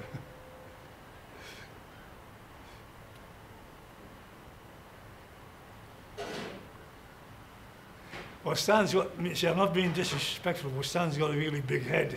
I noticed. Don't worry, when you came in, I was eyeing you all up. His nickname at the pit used to be Silverback. Why? Because he has such a big head. Well, he's big, isn't he? Yeah, he is. He's big. And no disrespect, but he got his leg. He got his leg took off at work. Right. He took his leg clean off at County. Oh, So when he walks, he's got a bit of a. I mean, yeah. and his size, everybody used to call, hey up Silverbacks here. What was Stan's job? He used to drive the trains underground, and when you went into the station to change the massive batteries, obviously you had to shove one battery off and another battery on, so there's only that much room. And this day Stan wasn't driving, he was the shunter, and he went into the garage and his leg was hung that way, not thinking, and that little bit of a gap got his leg and took clean off. It was only 17, 18, young Really? lad when it happened. Really? So he carried on working under the mine? Yeah, he started working in the baths then, the pit top baths. He was a bathman, cleaning the showers and cleaning everything up. But we used to, every Sunday morning, we used to go and have a kick about with the football. And Stan used to play in goal. Just kidding on. But we always had to put the ball to his right-hand side, because that's the side he could dive to. But it never stopped him, you know what I mean? It was only a kickabout. I mean, just a bit. Wasn't in the mining team yeah, then? and Stan, but we always, if we had a shot at goal, we always had to make sure the shot went to his right hand so he could dive for it. He used to dive for it and everything. But, yeah, he was really, really young when that happened. Did you know him then? No, when I come to Yorkshire, because we were strangers, my dad said, I've got somebody who's going to take you out tonight down to the local pub. Well, who's that? Stan. And that's how we got, took us down to Stan's dad's house and Stan was there. That's how we got to know each other. And been friends ever since. Yeah, he had his leg dangling out. Oh, God. And just whoosh. He was lucky to be alive, actually. I mean, imagine it, the blood. Exactly, yeah. And the shock. Yeah.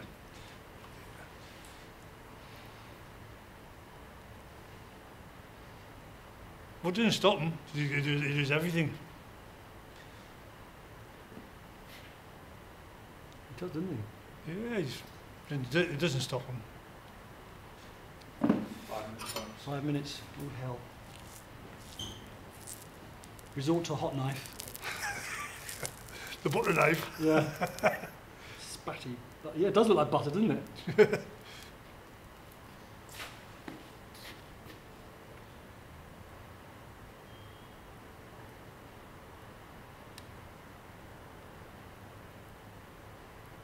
But we started at 8 minutes past, didn't we? Wow, you're bang on time. Is he timing me right? It's a bit like extra time in a football match. Whatever happens, it's just critical. It's always critical the last. Yeah. If a job's worth doing, Yeah. it's worth doing well. Yeah.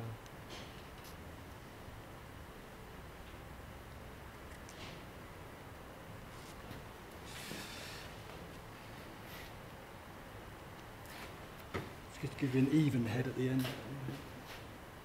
Your barber won't be too happy if it's not.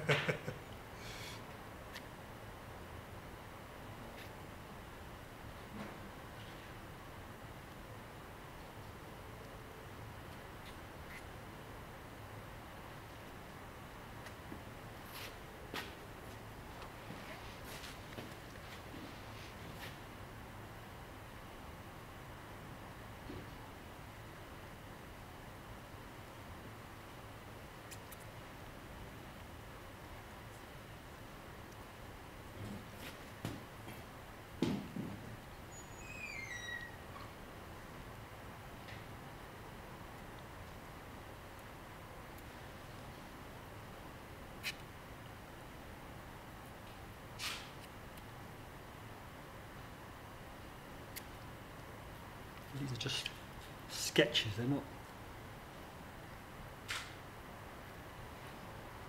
I think I've got you smiling, which is good. Not grimacy.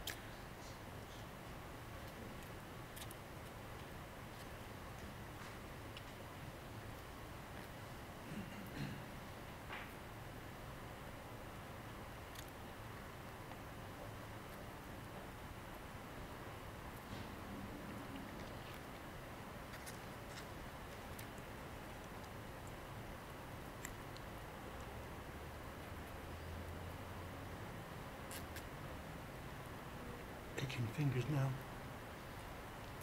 Aching fingers and false teeth. If I've ever had false teeth, I've had it.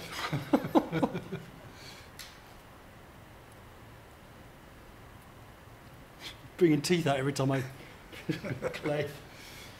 Imagine when you don't notice it, it's into one of your sculptures. Yeah. You say like the ones in Suffolk where they've got seeds and stuff like that. Yeah. One day one of them's going to have your teeth in. Sculptor's teeth. If it comes out in the wax and you put it in, would you leave it? I think I definitely would, yeah. You've ever read Life of Pi? One of the islands he arrived on was a tree, well, the trees that ate things. So if you stayed on the ground at night, the tree devoured the dog or whatever it was. But the only thing the tree could not digest were the teeth. So when you arrived on this island, you looked and all the bark, all these teeth coming out of the tree. What was that? Fantastic. Made the fatal error of watching the film as well, Yeah. which wasn't as good as the book. No. It was just a tiger in a boat and a lad Yeah. for an hour and a half. Yeah. Basically, the story is a guy is shipwrecked. They're moving a zoo, Yeah. and he ends up in a lifeboat with a tiger. So the what's tiger's that? at one end. I watched that on Did the you see it? airplane. Yeah. Amazing. It was a good film, that. Yeah, I watched that on the airplane, back in Pi. Of course, because you do a lot of aeroplaning, don't you? Yeah. Passes the time. Yeah.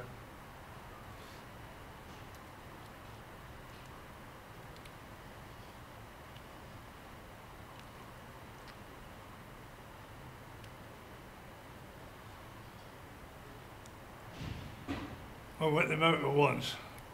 Me and Doris, we decided we'll go to Vegas for 2 or 3 days, you know what I mean? So we got this little bag, just enough for overnight. And we got my sister took us to the airport. And you put your bag through this radar thing, you know what I mean? So I put my bag on and it went through and you hear the alarms go off. And you think straight away, don't you? Some silly bugger's being caught. And within about 5 seconds, there were about 10 police on with the guns out pointing to my head. No. Yeah. Put your hands down by your side. And I thought, what's happening here? Put your hands down by your side. Open your bag. So open the bag. Knew exactly where everything was. Get that bag out inside the bag. Got the bag out, the sold bag. Open it up. Open it up. And there was a pair of nail clippers in I'd left in there. Really? That's what set the alarm off. So they took the nail clippers off and still in the dustbin and went away. I could not believe it. Within seconds, it was just there with the guns. Wow. I thought, what's happening here? And it was a pair of nail clippers. They knew exactly where it was. Open the bag, take it out. And go. Like a snatch squad. Snatch squad. Wow. Amazing. So- I was once collecting a furnace in the middle of London from the college in the back of a van. So I got the furnace in the back of the college, and the Albert Bridge has got width restrictions. It was a higher van. The cab went through. It's one of the bridges that says all soldiers break step when you're going over because it'll bounce. You know, the back of the van, there was like a big explosion. The back of the van flew off and hit the ground. It was on the van. I carried on with the cab. I didn't know until I got to the other side of the bridge. So the whole bloody thing. And then the furnace was on the back, and it rolled down the hill, and there's a sculpture called Dolphin Boy. And it hit Dolphin Boy, and I stopped. Oh, Christ, this is the middle of London, rush hour. And police came out in about 3 or 4, it was the height of the IRA. The police were out in, 3 or 4 minutes from both roads, and I was surrounded because they heard the explosion that was reported, and this thing rolled down, looked like a bomb, hit the side of the curb. Wow. The whole thing was stopped. The whole of London was stopped. It was awful. I'm sweating now thinking about it. Wow. Yeah, dreadful. Search and rescue, MI. Unbelievable, eh? Makes my nail clipper scenes. No. Does out for PR. Yeah, no. Terrible. Doncaster beware. But, Man will stop at nothing. Yeah. I just could not believe that. There was just guns everywhere. That's brilliant. I thought, well, what's happening here? But they knew exactly where the bag was inside and everything. Take it out, unzip the bag, nail clippers. So I blamed the wife. Yeah. So why did you put them in there for? I don't use them for a day and a weekend Why anyway. you never take nail clippers out of a soul bag, do you? You just Yeah, leave it yeah. in there for next time. Yeah. So your Uzi got through. Yeah. Well, it was shortly after 9/11. Oh God. It was we went out for January, I think it was. So it was shortly after 9/11. Because I didn't want to go. No, I bet. But my brother-in-law in America, he said, no, you've got to come, because this will be the safest time for you to fly, ever. This will be the safest time for you to fly. But the security was unbelievable security. Yeah. I always wanted to go, but I wanted to call it off. Like. Where were you going? Area. Hello. But my brother-in-law said, no, you come. It's the safest you'll ever be. I expect he was right. You're here now. Yeah. I've done all my life story. Yeah. Doing it all. Yeah. The world now knows. Find out all these dark secrets. Haven't told about my silly accidents with my leg and my arm. I haven't had those. No, I'm not telling you about them. What's silly accents, Paul? Oh. We can have 5-minute extra time. We've already had 7. All right. What are you timing it? I reckon you start at probably 10 past. I was so going to say, you're you probably can. on 2 hours now. Whew, exhausting. So we need a silly accident just to end on. Can you give us a silly accident? We don't want to have one. It was a stupid accident.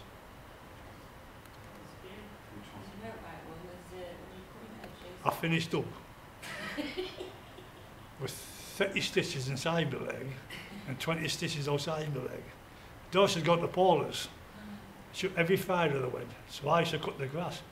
Because it's such a long garden, and I've got a shed, I get behind the shed, I thought I'll lock both doors and take the garage keys. So I locked both doors, and somehow the garage key must have dropped out my pocket. So when I went to get back in to go to the toilet, door locked. So I went back round another door, door locked. I thought, where's the garage keys at? Gone. So I phoned Doris up with porters. You best come home, I'm locked out. What have you done? I'm locked out. She says, well, when I get there, what am I going to do? So I had a great idea. I've got to break a window. Which is the easiest window to replace? The garage window. So I brought the garage window and I did the test. Make sure no short pieces. Got a chair, got halfway through the garage window and the chair flew away from us and I fell into the garage. I thought, that's no problem, job sorted. So I went to the kitchen, put the kettle in, I thought, well, what's that running down my leg? And I looked at my leg, it was completely whooshka. God. Gone. Went to the phone, my mobile phone, no charge. Oh, God's sake. Went to the hand phone, they were doing a repair service. Oh no. So I finally got through to Doris, tell them the story. I said, I can't talk, just phone an ambulance and tell them to get here soon as you can. Joking. So Doris phoned the ambulance. Has you had something to eat? She said, I don't know. I'm 10 miles away. How bad is the cut? I don't know. He just wants an ambulance. And they're asking all these silly questions. Anyway, the ambulance come, these two young lasses come in. Had a tea towel wrapped around it. Jeez. And they looked and they said, wow, that's the best one we've ever seen. Really? So they took us to Ponty Hospital. And Doris got there. So the student nurse says, can I take a photo of your cut before and after? And of course you can. So then Doris just got there and they were going to stitch it up. And Doris says, can I stand and watch? So they numbed my leg and they put 30 stitches inside my leg. Good God. And I think it was 18 or 19 outside it. And Doris watched every stitch go in. No. In fact, she had a hanky and she was going, No. yeah. Really? Every stitch. Then Then when we got home, the only thing she was upset about was, that was my nuclear tea towel. I just bought that tea towel. Couldn't you pick an old one? So what did you cut it on? It must have been a sharp jagged no. glass. And as I fell, it just went. Oh, Unbelievable, isn't it? unbelievable. I was making a cup of tea and I thought, what's that running down my leg? And then Doris says, well, I'll come home, but what am I going to do? Yeah. Oh, that's a good idea.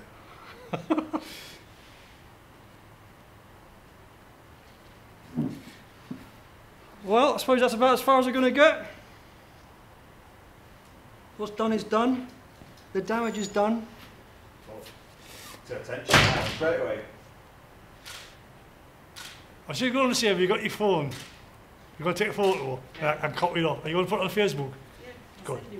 Save me getting my phone out. I should let Danny take it there. Just have to check them.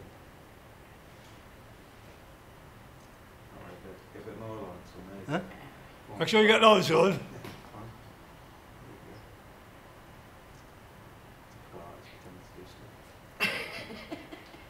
You got it? He's got a brush up his nose now. Yeah, I've got it. You put it on Facebook. I'll be able to copy it off, Shane, and put it in the photo. What did he say?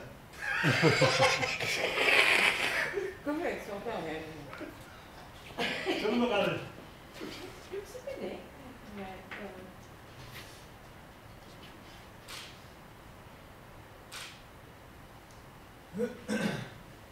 That's brilliant, that. Whew! Dear. You wouldn't keep bloody still. You have to it's lean now that one through. slightly back. Go. Stands with that. It's just like looking.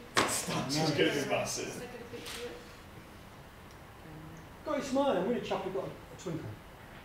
You've got you smiling. That nose is spot on.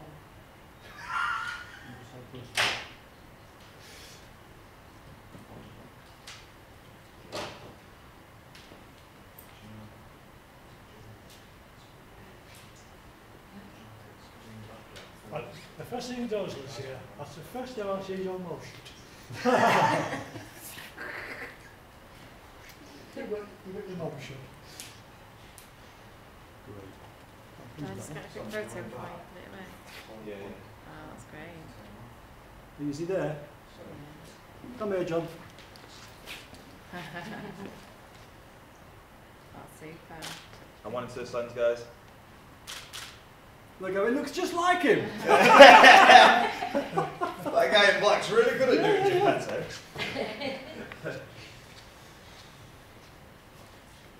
Brilliant. Well, I'll see you later, John.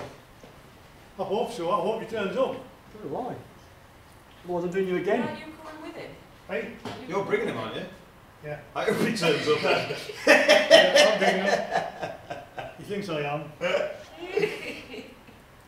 He's driving.